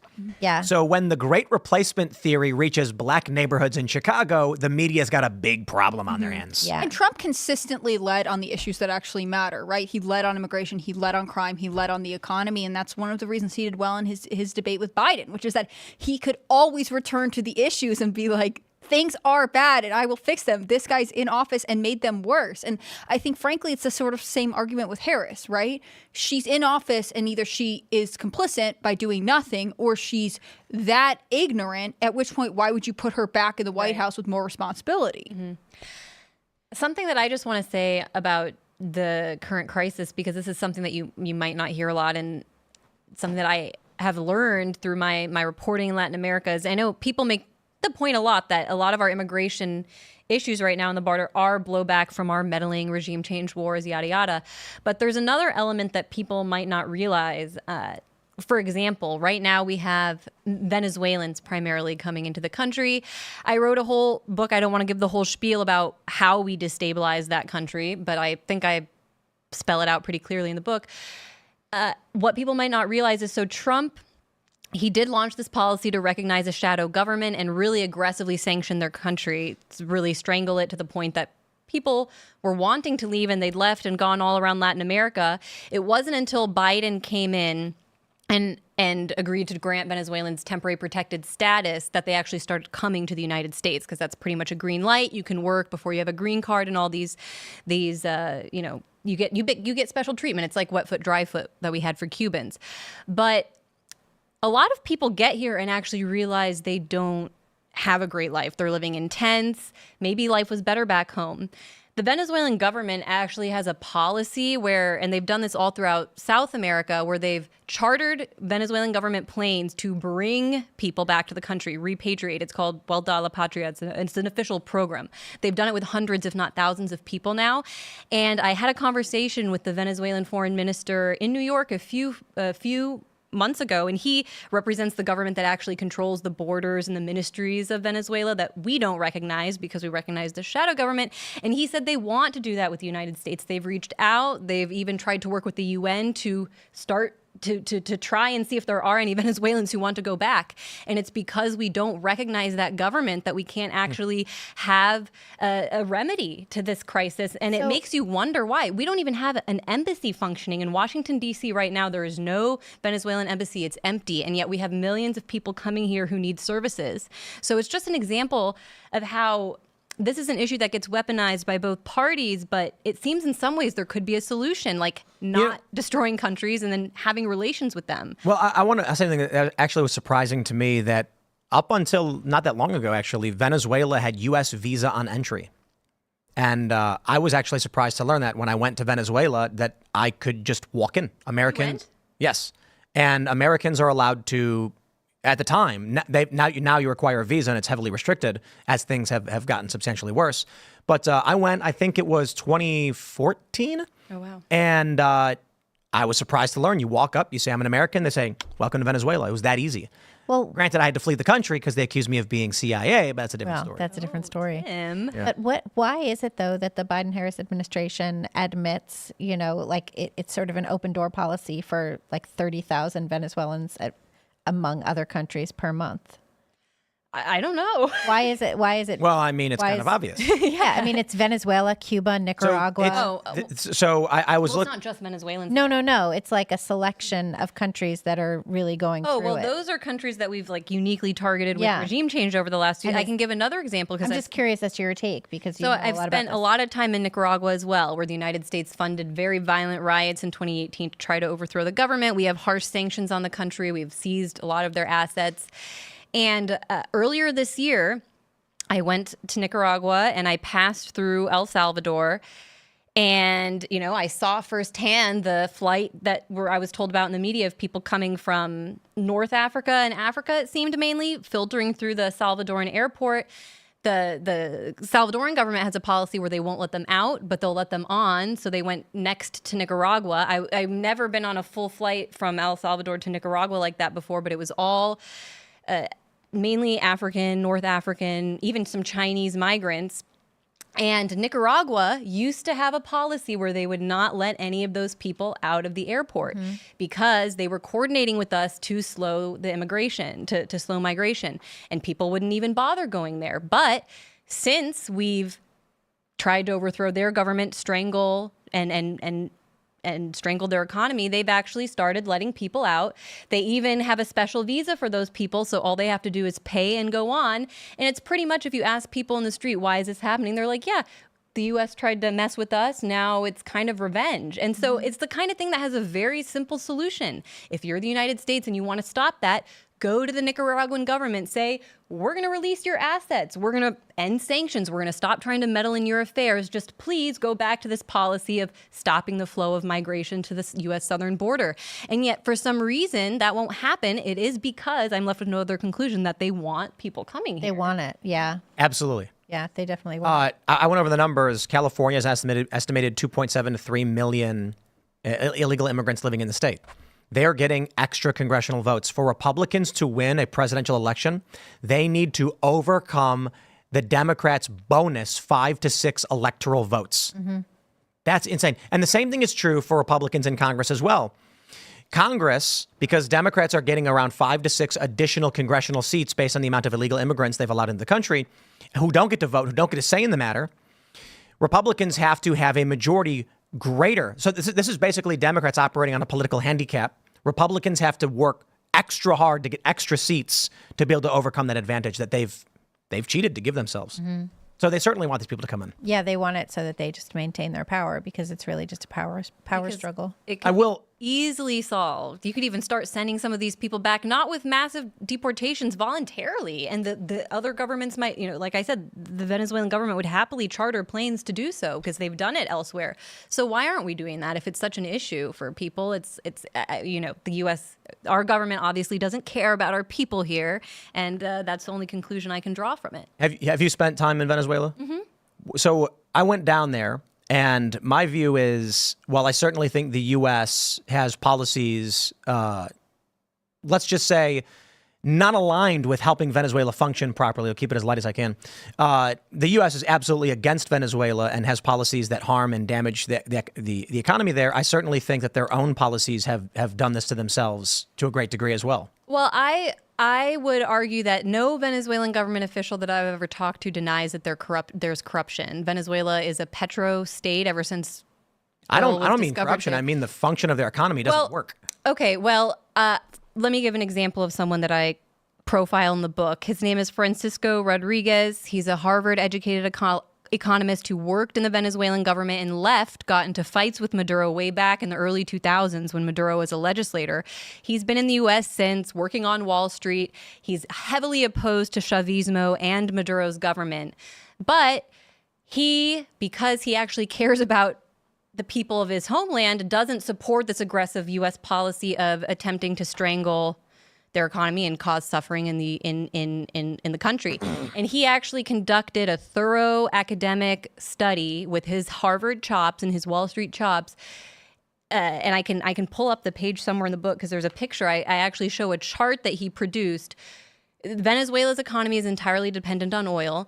And he shows through time series data that every major drop in Venezuelan oil production occurred directly after a U.S. sanction was issued on the country. Oh, yeah. And he said it is a smoking gun implicating the U.S. and Venezuela's economic downturn. And he said, the quote that he gave me is, and of course, because he's in the opposition, he says, of course, the economy was being mismanaged. It was, it's not perfectly run, but nobody was predicting a major crash in the oil market or in their oil industry or in their economy that they saw. And so without that U.S. intervention, there's just an absolute, and he's not the only expert that I turn to in the book. And I agree with that. I just think that the function of their economy doesn't make sense. Which part of it? Well, this is the thing about it. It's not a socialist economy where everything's controlled by the state.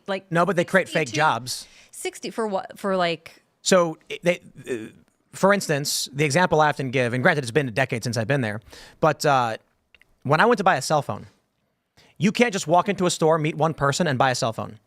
They made me go through a bureaucratic process with like 6 different steps. And when I asked them why, the answer was the government requires the creation of jobs. Jobs are good for the economy. So they regulate it in such a way that jobs must exist, even if the jobs are actually inefficient and bog down the economy. That being said, I agree with you on the oil thing.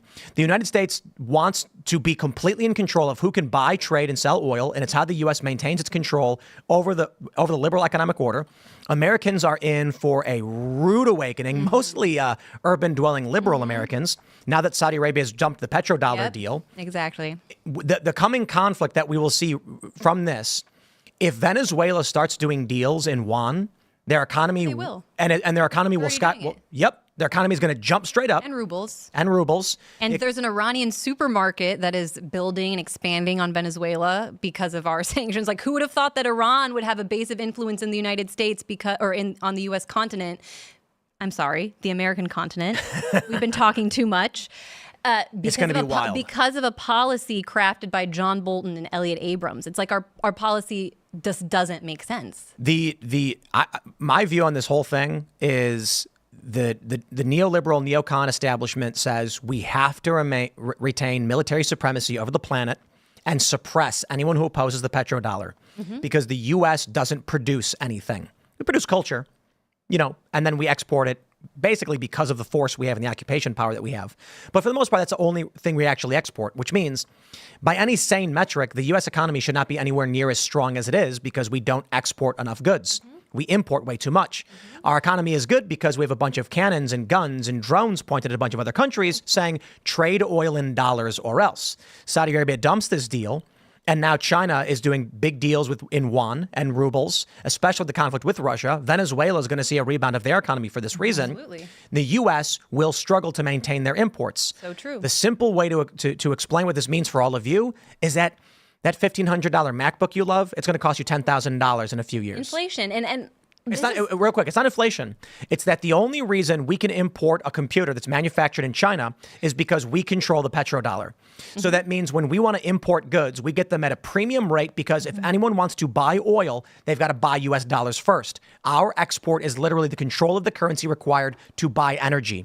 Now that that's breaking, we're going to try to buy a laptop from China, and they're going to say, why do we need US dollars? Yeah. We don't need them anymore. So it's going to cost you $10,000 for our labor. That's so why right. the great idea is to bring U.S. manufacturing home and to be energy independent. And so Trump's plan was the petrodollar system is failing. I'm not saying this is literally what Trump was thinking, but the Trump side represents the liberal economic order has failed. The petrodollar system will fail. For the past decade, China and Russia have been dumping U.S. dollars and bonds, and they've been trying to get out of that market because the moves they're making are clear. We can no longer, appease Saudi Arabia. So Trump says, secure our borders, shore up our economy, build up our jobs, make sure we're producing, manufacturing, and bringing our troops back because we will not be able to sustain this massive military expansion when we don't control the oil system. And the deep state said, no, bomb Russia, bomb Ukraine, bomb Iran, and that's how we're going to maintain the system. And Venezuela as well. They pushed Absolutely. John Bolton writes about in his memoir, crafting the coup policy, this shadow government that they recognized, forcing Trump to do that or pushing Trump to do that. I mean, I just one other point to make, because I think this is something that for Americans, I wish that we knew how ridiculous our policy is. So when Trump recognized the shadow government in Venezuela, at that time, Venezuela was providing us with about 7% of our oil imports. Canceled those, put sanctions saying we can't buy Venezuelan oil. Okay, that's great for us. Russia's share of the oil market immediately jumped by 7%. I have a graph in my book showing. I think it's because they're probably buying Venezuelan oil and selling it back to us, which is stupid. But then Biden comes in and puts an embargo on Russian oil. So we lost 10% of our imports. Obviously, we don't have the infrastructure in place here to make it up. And just one more point. We hear all about this like communist socialist dictatorship down there. They actually would do business with us. They would have been happy because they started actually opening up their oil market to foreign investment. And because we were the ones boycotting, they went to Russia and China. I have sources on Wall Street who want to do business with the Venezuelan government, but their main obstacle is not the socialist government down there. It's the U.S. Treasury Department, which is somehow so ideologically obsessed with just overthrowing anyone who resists the liberal order that we are now at a point where you could have maybe made the case that this interventionist foreign policy, even if we're morally opposed to it, was benefiting the United States at some point. That's no longer the case. And when it comes to the dollar and the fact that everybody's ditched it, that wasn't just something that happened because they wanted to. It's because we weaponized the dollar. Yeah. And it's just... It was happening under Obama. What can we do to make it stop? I remember in the 2000s, like I think Alex Jones was talking about this, that Russia and China were preparing to dump the petrodollar. And he's warning about this some like 15 to 20 years ago. And now it's happening. And so I think in the future, Donald Trump, he's negotiating with Kim Jong-un. I think ultimately Trump is going to, the Trump policy would probably be Venezuelan neutral. Should be. He's going to say, I don't know about these countries. I don't care about them. Their people are not my people. You want to sell me oil? Give me a good deal. I don't care what you do. That should be the policy. Unfortunately, I do think the fact that now the Venezuelan opposition group that drove this policy under Trump and now pushed Biden to give Venezuelans temporary protected status wants to build a base of political support in Florida that operates like the Miami Cubans or anyone else that says we're one issue voters. You have to be very, very aggressive on. But to me, that's not putting America first, obviously. And if you come here and you're a citizen, you can't really be forcing me. You have a stake here now, right? You're a part of this country. Well, that's the idea. And we don't have a culture that advocates for immigrants to assimilate into American values and American culture. And what we have most of the time is we have all of our major institutions saying that America is a bad and terrible place to be and hating us. Yes, that's true. There's another component to the immigration thing that I think is important. It's the need Democrats have for remittances. We ask ourselves, why was there this big story that we're giving $12 million to Pakistani gender studies? To shore up the petrodollar, we need people to want the petrodollar. So if we go to Pakistan and say, hey, we're going to give you $100 million to spend on these programs, we guarantee how they spend it. In their minds, they're thinking, hey, so long as everyone's buying using dollars and dollars are valuable, we're getting free stuff. The purpose is and this is what they're doing. By giving U.S. dollars to foreign countries, the foreign countries have an interest in other people using and spending that money. If everybody all at once said U.S. dollars are worthless, Pakistan would be like, sorry, I can't take your dollars. They're not going to get me anything. So they accept them. Other countries accept them. Both countries are now being tricked into spending with our money. Remittances do a similar thing. By destroying these other countries and Democrats allowing these people to come to the United States, when they then make U.S. dollars working here and send them back to their home country has an interest in buying and spending with U.S. dollars. Very good point. They want those remittances. Trump's going to say, I don't care about those countries. I don't care about remittances. I want America as a country to be healthy and functioning, not the pulsing nucleus of some liberal economic order. And since we talked about earlier, transatlanticism and this weird, Trump was so correct when he said NATO's obsolete. I as an American don't understand why our main allies are the people that we fought to be independent from.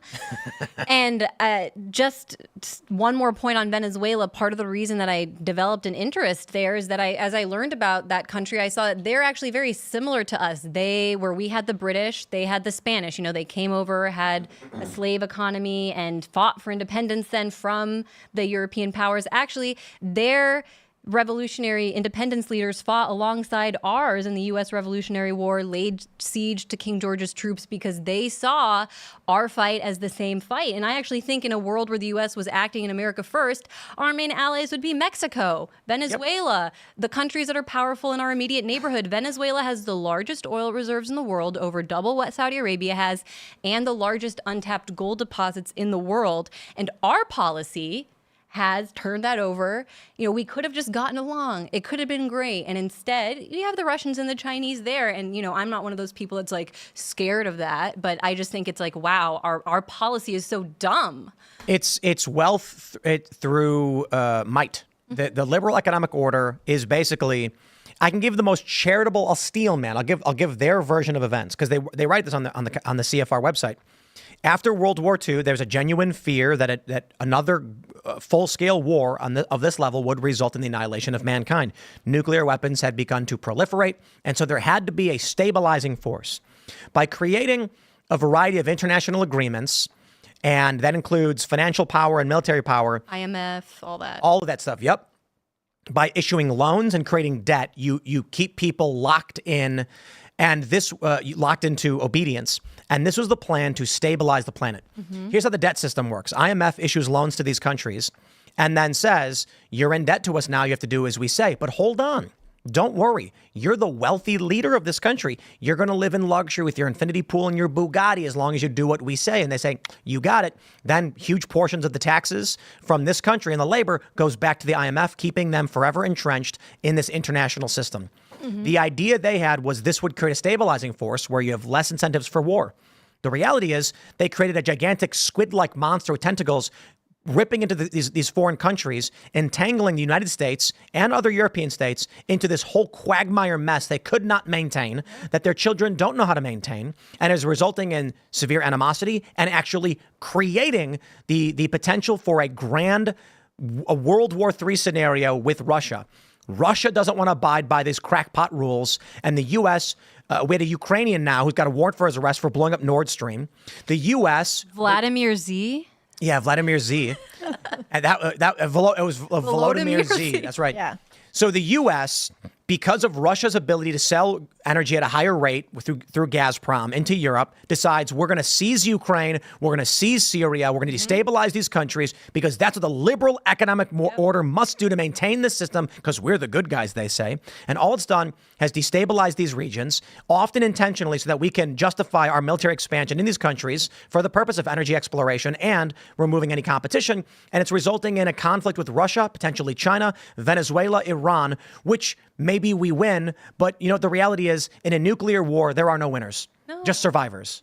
No, and I think the people who are at the top of this octopus, whatever you want to call it, Squid monster, not only do they want to repress U.S. sovereignty and the sovereign rights of Americans, which we've made a lot of progress over the years to gain, or fought really hard to gain, they kind of forgot. They have this doubt of humanity. They don't understand that like every single country is also going to eventually fight for their sovereignty. Every group of people around the world is going to push to be free and to have their own state, their own will enacted, and we can't impose it on them. And we thought forever that the Iranians, they're Shia, and the Saudis, they're Sunni, so they'll never get on the same page. Well, now they both are in BRICS on the same page, because guess what? Even Saudi Arabia wants to preserve their sovereignty. They're looking at what the U.S. does and is like, wait, what if one day they decide to weaponize the dollar against? I mean, already when you have Lindsey Graham and major U.S. officials whining about Prince MBS, it's very clear the agenda there is to one day go and overthrow the Saudi kingdom if it starts to not enact, or grow along with the petrodollar, which I think is, I think it's over. Petrodollar is over. Saudi Arabia said no. Remember when the deal expired? When Biden put down the Russia oil embargo disaster, and he called the UAE, he called MBZ and he called MBS, and they didn't answer the phone. Yep. And they begged Saudi Arabia to stop producing oil, and Saudi Arabia said, "We're going to sell more." Yeah, that was in the lead up to the 2020 election. Yep. So it's like wasn't it? No. This is after Biden was calling and trying to get them to like, hey, come on, we need your help on this one. When was that? This is well after 2020, because this is Russian war. It was 2022. Yeah. Okay. Yeah, I think it was right before the midterms. It was the midterms. Yeah, That's what I'm thinking of. It was the midterms. What do we do as Americans to stop this? Because vote for Trump. Trump's not a guarantee. I'll say this before we go to Super Chats, because we'll definitely have a lot more to talk about in the Uncensored show. I don't care that communism exists in other countries. I literally don't. It's bad. I don't care if Venezuela's socialist or otherwise. I will complain about it and I'll make fun of them. And they can do whatever Venezuela wants to do, because they're not America. And we can secure our borders. We can build up our jobs, and we can focus on ourselves. Yes. But this plague of expansionist liberal economic order garbage is a detriment to the American people. Let's go to Super Chats. Otherwise, I'll rant for another 3 hours. What about agriculture? How come that? We should be agriculturally independent too. We should totally be agriculturally independent. Like when Alaska, you go to the grocery store and you're just kind of like, do I have to buy produce from South America? Why don't bagged vegetables in Trader Joe's from China? And you can always tell the garlic, like the ones that don't have the black marks. Yeah, like the ones that don't have the roots on the bottom are imported. Mm-hmm. Let's go to Super Chats. If you haven't already, would you kindly smash that like button, subscribe to this channel, share the show if you like it, and head over to timcast.com. Click Join Us to become a member. And as long as you all become members, I won't have to read ads during the show. I don't think we ever will, to be completely honest. We just get a lot of offers. And I have these people that are like, you do know that most podcasts will do 3 to 5 reads during the entire show. And I'm like, if you're listening on like the podcast version or after the show wraps, there's automatic ads that play on these platforms. That just is what it is. But like to disrupt the conversation with an ad read is awful. I wouldn't do it. But we don't have to, because you guys have become members at Timcast. So if you enjoy the format we do, we need you to be members at timcast.com. But you'll also get to listen to the Uncensored show, where you as members get to actually call in and join the show. Let's read your Super Chats. We got Kyle saying Kamala is now supporting a border wall. It'd be smarter for her to endorse Thomas Massey's no tax on tips bill and have it passed before November 5th. Agreed. I have stated as such. She should come out and say, okay, Republicans, I support this. Let's do it. And I'll get Biden to sign it. I'll cast a tie-breaking vote to make it happen. Give it to Biden. Biden will sign it. Yeah, she should do things now. She's in the White House. Yep. And we should clone Thomas Massey. Yes, if we can. He has children. We have to conscript them into Congress. Councilman Robert Suppenbach says, Tim, what about the possibility that Zuckerberg is just wanting to be one of the in crowd and sees his users are overwhelmingly in support of the anti-censorship CEOs? Yeah, it's one of the things I was bringing up the other day. He got a tan. He grew his hair a little bit, a little facial hair. I think he doesn't like being made fun of for being a weird, creepy robot guy. He wants to get past that picture of him surfing where he's like super pasty white. And sorry, Mark, you're just not going to live it down. But also, he already has a long legacy of being a leftist. It's good messaging right now, but like I need at least 10 years of follow through before I really trust you. Agreed. Him taking the Elon Musk route, I accept. Mark, get on it.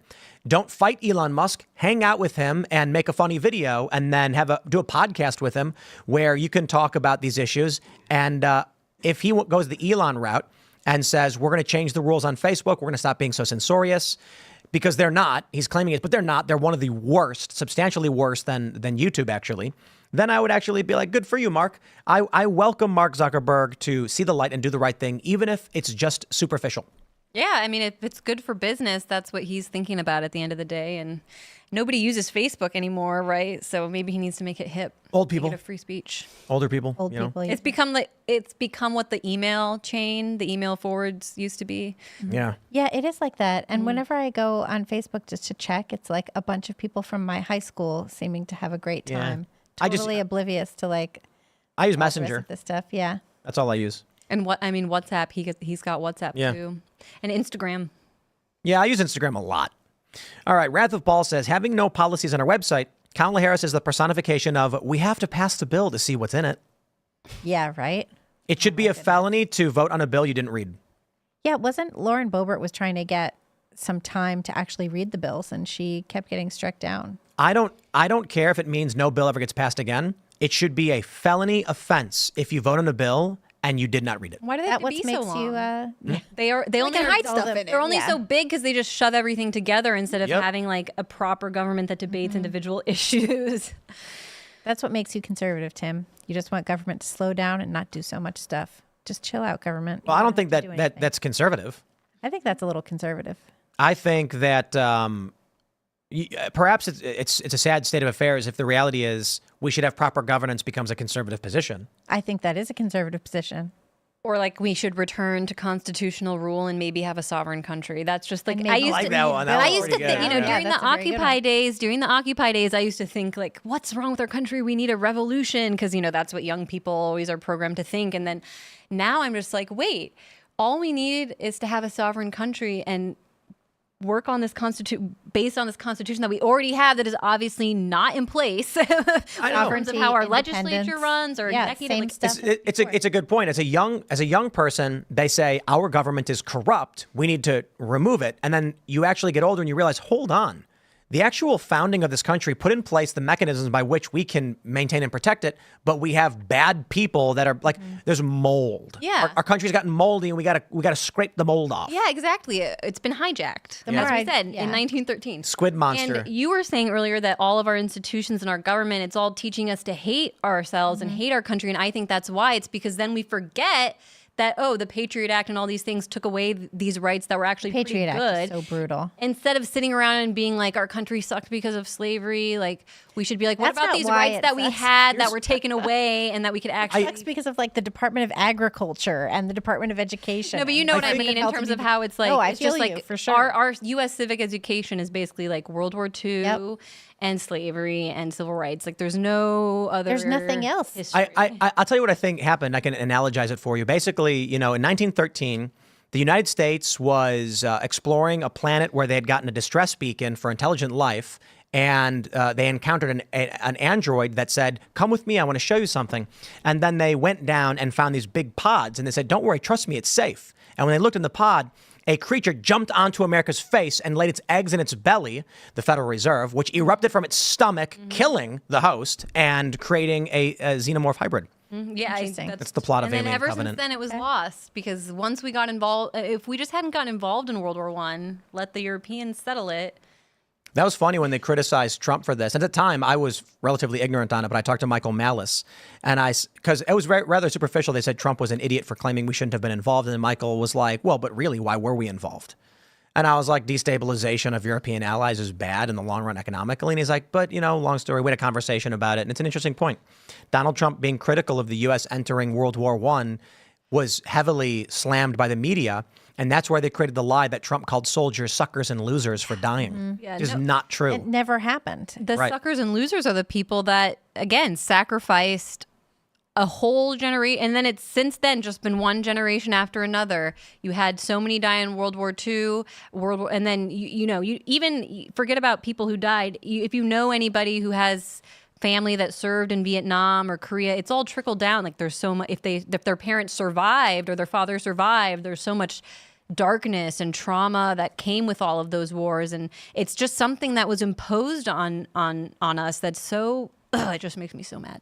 All right, we got R.C. Terrell says, looking for Fourth Amendment case lawyers in Louisiana. I was intimidated into an unlawful search after dark while alone on the highway, treated like a criminal and abandoned. Meet up on the Timcast Discord. Also, Justice League for the win. Let's go. Our Discord is so funny. I love that you would be sourcing your lawyer via Timcast and the Discord. Well, it's a network, it's cool. man. It's really That's very cool. good. It used to be church. Yeah. You'd go to church, and then you'd be talking, and someone like, I need a lawyer, and they'd be like, oh, Bill works at a firm, and then Bill, you'd go to Bill, and he'd be like, oh yeah, we got a guy can help you out. Now we don't do that. We don't meet anybody anymore. Well, it's because we lost all our third spaces. That's why you need the Timcast Discord. We need the Cast Brew coffee shop locations where people We can do need gather. that. And I was over by your coffee shop, future coffee shop, the other day. It's such a gorgeous building. permitting. It's a historic building, so it's like all these restrictions on it are brutal. I can respect it. I don't want to damage a historic building. You know what I mean? But at the same time, like, we kind of need the coffee shop. Here's the challenge. In order to utilize the second, so all 3 floors are one floor because the way the building was designed, even though there's a door separating it, they consider it to be an open connection. And that means that we have to have an elevator for people who are otherly abled, differently abled. The problem is the elevator we have is one of the first elevators ever created in the United States. Is it an Otis? I don't know. Interesting. It's like the second, I don't know, it might be like the second or third elevator ever installed, and it goes way back, and we don't want to tear it out, but it's not legally code for use. So privately, we're allowed to ride in the elevator, and it works just fine. For public use, it has to be completely replaced and upgraded. And you can't do that We can. because of the No, we permits? can. They would let us rip out a historic artifact in this elevator. I don't want to do that. So I was like, okay, what do we have to do to make the second floor and the third floor would have to be a private space? And they're like, then you have to create a separate, for some reason, even though they're separated by a door, they consider the first floor and the second floor staircase to be one open connection. Therefore, to have a business, we have to have an elevator. And it's just like, so how do we get the elevator repaired to maintain it as a historical elevator while getting up to code? Custom ordering insane. We'd have to like basically custom engineer elevator parts. And it's just like prohibitively expensive. Yeah. So rocking a hard place on that one. Basically what we have to do is we have to restructure the first floor walls so that we can isolate it as a separate building, basically moving a door or something. I don't know. It's weird. But whatever. It's silly and it takes a long time. But then we'll have a third space. It'll be great. All right. Aaron says, the fact that you don't do ad reads is one of the reasons I became a member. I will always support those who don't ruin content with ad reads. So what we will always do is we do ads. They're called pre-rolls. So we've done the shout outs for My Pillow. We in the past have had a series of other sponsors. We're talking to some other ones. I don't mind doing sponsor spots at the beginning of the show before we get started. I think that's fantastic. It helps fund the show and support it. It's the most valuable position for an advertiser. And then we have a real conversation without interruption live. I think that's the way to do it. That being said, the reality of money in podcasts is that I've been told that we are throwing away $10 million by not doing ad reads during IRL because we have like 5 available slots that we are refusing to sell. What, like between stories, basically? Yeah. That most podcasts do. They'll instead of me saying, let's jump to this next story, they would say, we got another story, but before we do, let's talk about this really great product. And it's a minute-long ad read. And they're like, if you do those 5 minutes out of your show, you can make $10 million more. And I'm just like, yeah, but the show would suck. Yeah. Like, it's already... I hate when I'm listening to a podcast and it's broken up with ad reads. I mean... I skip ahead, but... There's programmatic ads naturally on all platforms. Like YouTube has it too. And so that just is what it is. But if you're watching live, we don't do that. Because the conversation flows better when I'm like, speaking of the Democrats, look at this story about Kamala, of Tulsi and RFK Jr. And I try to segue between the stories in a way that the conversation flows better. But so I don't want to do ad reads in the middle of the show. I think it's bad. Yeah, and it's more like public radio or something where it's like you, the viewer, make this possible. Which is Yeah. nice. Pros and Timcast cons. is brought to you by the members. I mean, It is. It's good. Overwhelmingly. We do have sponsors, and we do get programmatic ads and all that. But I have no problem doing the pre-ads. So we've got a couple companies that are really interested in partnering with us, and that just means that at the start of the show, we do a minute ad read, and the show starts. Joe Rogan does it that way. I think that's the way to do it. I agree. A lot of these shows, they'll have like 5 or 6 in between, but some of the biggest podcasts in the world, and everyone always says... Everyone I've ever talked to in podcasting, they're like, oh, I'm really worried if I do ads, I'll lose viewership. You never do. It never happens. And that's why the biggest podcasts in the world do this, because they're making $30 million a year by putting the sponsor spots in the show. I don't know. I'd rather do members. And then they go, yeah, but members plus. And I'm like, I don't want to read ads in the middle of the show. All right. Let's grab some more super chats. It just makes me think of the Truman Show, where she's like, maybe I should give you some of this hot cocoa. Like, He's can like, you imagine? what are you talking about right now? That is so wild. Tim's like talking about the border, and he's like, yeah, I mean, I really feel like everyone's getting kind of hydrated, and, you know, maybe they should get some Gatorade. Like, it'd be so weird. I have no problem with, some people have asked, like, if we would drink their drink on the show. And I'm like, if you want to pay for the drinks that we have, like, I'm fine with that. We won't shout you out during the show, but like, and their companies, they're like, no, we just want you to, like, to have our drink, to be drinking it is great for us. And I'm like, sure, I guess. What? That doesn't really pay that well, though. Yeah. There's not really Product any real placement. Yeah, and I'm like, if you're going to pay for our drinks, like we have to pay for all this stuff for all our guests. Like, that's fine. All right, here we go. Matthew Buono says, I live 2 miles outside of downtown Cleveland. 2020, my neighborhood was littered with Biden-Harris. Now I've seen all of one sign for Harris-Waltz. Oh, wow. Wow. That's interesting. It's not the same ticket, and I think the idea that, you know, I think there are a lot of Democrats who feel ripped off. They might ultimately cast their vote for Harris, but they did not initially get behind the Harris Walz campaign. Here's a good one. Ginger Jack says, hey, Northern Virginia is a death and internet data-based economy. 70% of the world's internet traffic passes through Nova. You can't toss a rock in Nova without hitting a Fed in a data center. I believe that one for sure. Interesting. Yeah, I didn't know that. They want that to be the place because that's where they spy on everybody. All right, and of course, that's why I remember when Bezos was making the big competition about where in the country he was going to go open the big Amazon center, as if Crystal City in Virginia wasn't going to win because it's right there by the Pentagon. But I will say, Reston it's so beautiful. It's so fun. Barcelona tapas in Reston. You've been there? Yeah, I love Reston. Oh, okay, great. Have you been to Barcelona, though? Yeah. The restaurant? Yeah. Oh, wow. It's my favorite. It's like one of my favorites. Yeah, It's they have absolutely very, fantastic. very good food. And I will give them a shout out all the time because they're very nice to us, and people who work there are fans of the show. And so every time we've gone there, not every time, but several times I've gone there, people, they walk by and they're like, hey, I just want to let you know I'm a big fan. You probably don't hear that out here. And I'm like, dude, actually, the people who work here are fans. I'm actually surprised to see it. And and we love that place. You should go to there's a good Peruvian place as well. Oh. Pisco y Nazca. Oh, I'll check that one out. I like Peruvian food. But yeah, Barcelona's so good. They just do the charcuterie boards and the ham and the goat I love the cheese. tapas because you get to try everything. Yeah, and the olive oil just dumped all over everything, and the bone marrow. That's one of my favorite places. And I really do like those, like that place. They're very nice to us. So shout out to Barcelona. And that's the name of the restaurant, not the place. It's in Reston, Virginia. All right, let's go. Richard Devine says, check out Tom McDonald's new song, Everyone Needs Me. Please get him. Also, have you seen all the stuff Crowder is doing to be ready for the election? I've seen a bit of it. I know that he's basically going ham. Isn't he doing like cameras and poll watchers or something? I don't know. I haven't checked that out myself, in fact. Shout out to Steven Crowder. Yeah, I don't know what he's doing. Let's go. Nick says, California's 31st, assistant district, I don't know what, I'm assuming that means assistant. Joaquin Arambula is proposing AB 805 in which the state sees sewers and appoints the oversight company. What? It will also allow additional fees on sewage. He must be hungry. Wow. So you're saying that they want to have a company?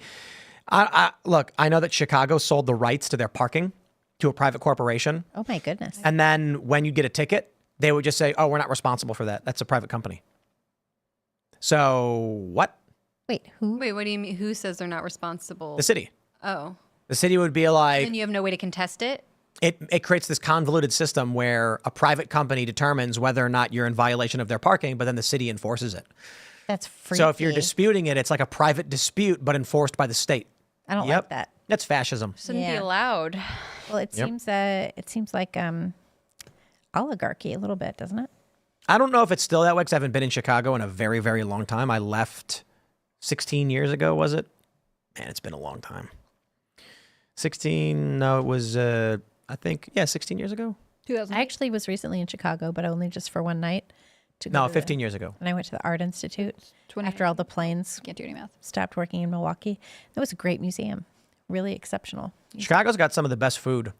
Yeah. I had good dinner and I had a good museum day. Gibson's. I didn't do that. I was just right by the Expensive. museum, but it was lovely. Gibson's is one of the best steakhouses ever, but it's very expensive. But they have, I don't know if they still do, but they had a place called Hot Doug's. That was very famous. That doesn't exist anymore. And it was exotic hot dogs. So they had foie gras hot dogs. I don't know. I never had that one. Damn, that's They had snake. excessive. They had elk, alligator, or whatever. I've had elk and Then there's Kuma's Corner was right there as well, and that's also a famous place. That's very different from like Gray's Papaya, where it's literally just a hot dog. It's kind of crazy. You know, growing up in Chicago, we always wondered why Chicago didn't have great culture, why all the music and sports and celebrities were East Coast, West Coast. But didn't really think about it until, I was in my 20s, that Chicago's notorious for its food. It's culinary universities and things like that, plus the taste of Chicago. Chicago's culture is food culture. That's like Philly. Philly's culture is very food culture. And Jardinera doesn't exist outside of Chicago, and I nearly had a heart attack when I first found that out. Really? It exists at Potbelly. Yeah, they call it hot peppers.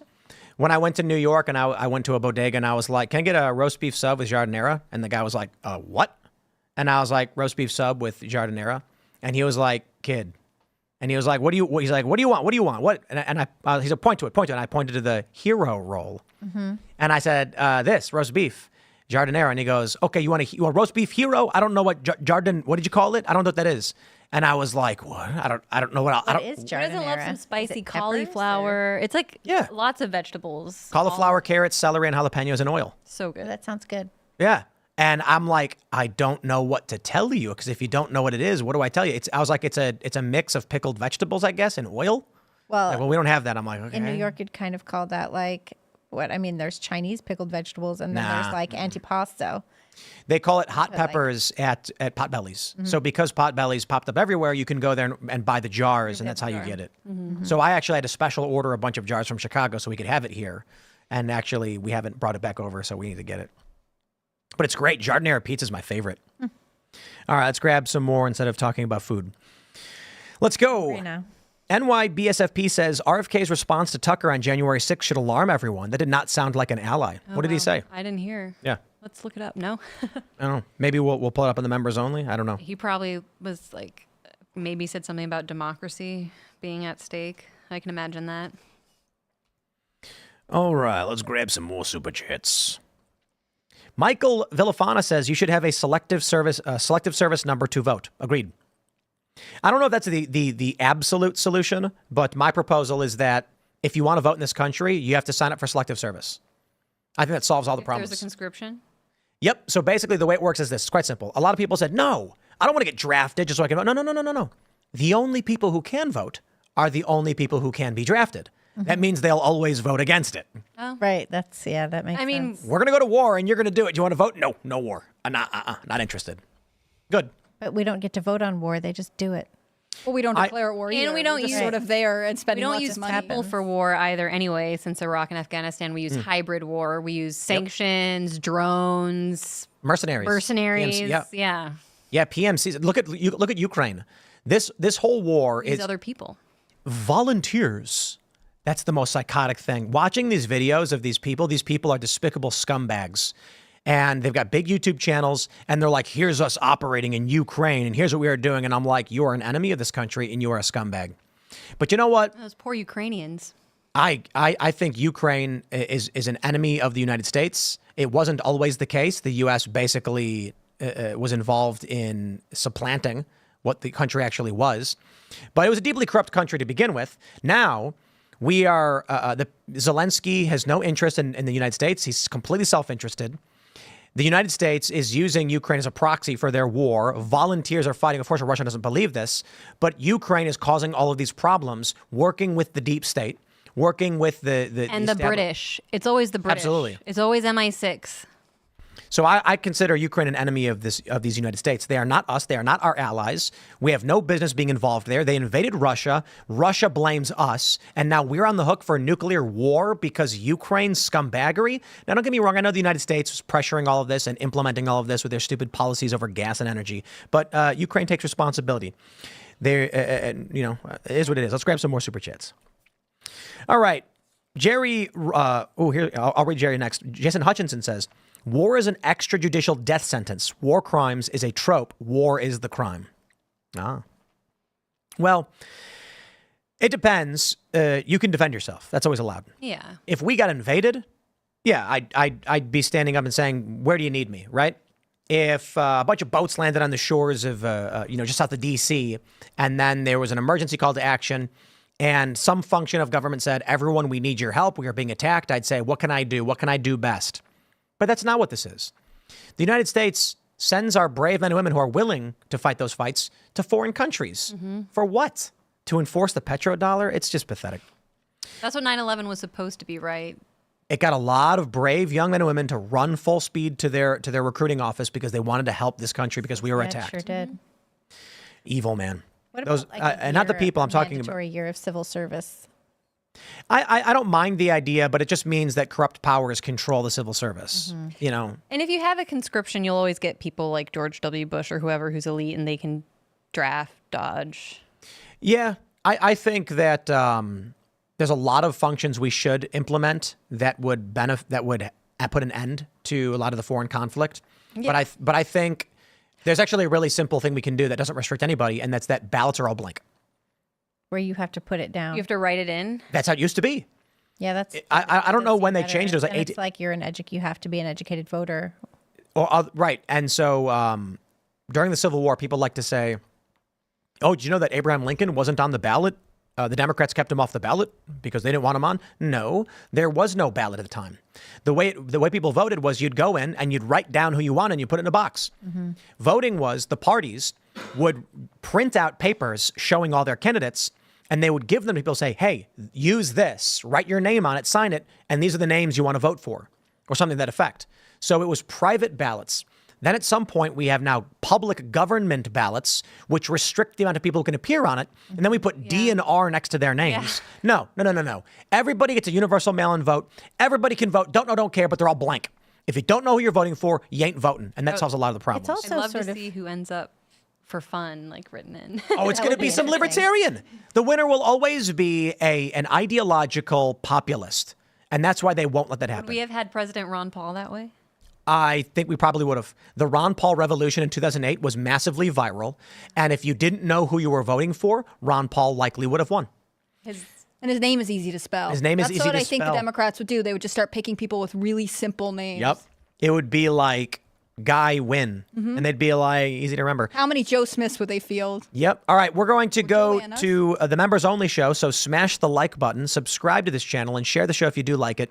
Head over to timcast.com. Click join us to become a member, because that members only show is coming up in about 1 minute. You don't want to miss it. You can follow the show at Timcast IRL. You can follow me personally at Timcast on X and Instagram. Anya, do you want to shout anything out? No, just thank you guys for being here. Check out my book, Corporate Coup, if you would like to hear more about all the things we were talking about. It's not just about Venezuela. I'm very focused on the petrodollar, the changing world, and how the U.S. can actually fit into it, because that's what I would like as an American. Where can they find you on X or at Anya Parampil? Yeah. All right. Right. And on. The Gray Zone, of course. Who yes. You probably have heard. My husband Max Blumenthal, colleague Aaron Mate, lots of Gray Zone friends have been on this show. Right on. Well, it's been fun hanging out. We got the member show coming up, so don't miss it. Libby? I'd like to shout out the Post Millennial, thepostmillennial.com, humanevents.com. I'm on Twitter at Libby Emmons, and you can check out my newsletter. What is it? It's thepostmillennial.com/Libby. It's just women who work for different publications tonight. I'm going to shout out scnr.com. That's Scanner News. Follow all of our work at Timcast News on the internet. If you want to follow me personally, I'm HannahClaire.B on Instagram. I'm HannahClaireB on Twitter. Thanks for everything you guys do. Have a good night. We'll see you all over at timcast.com in about 1 minute. Thanks for hanging out.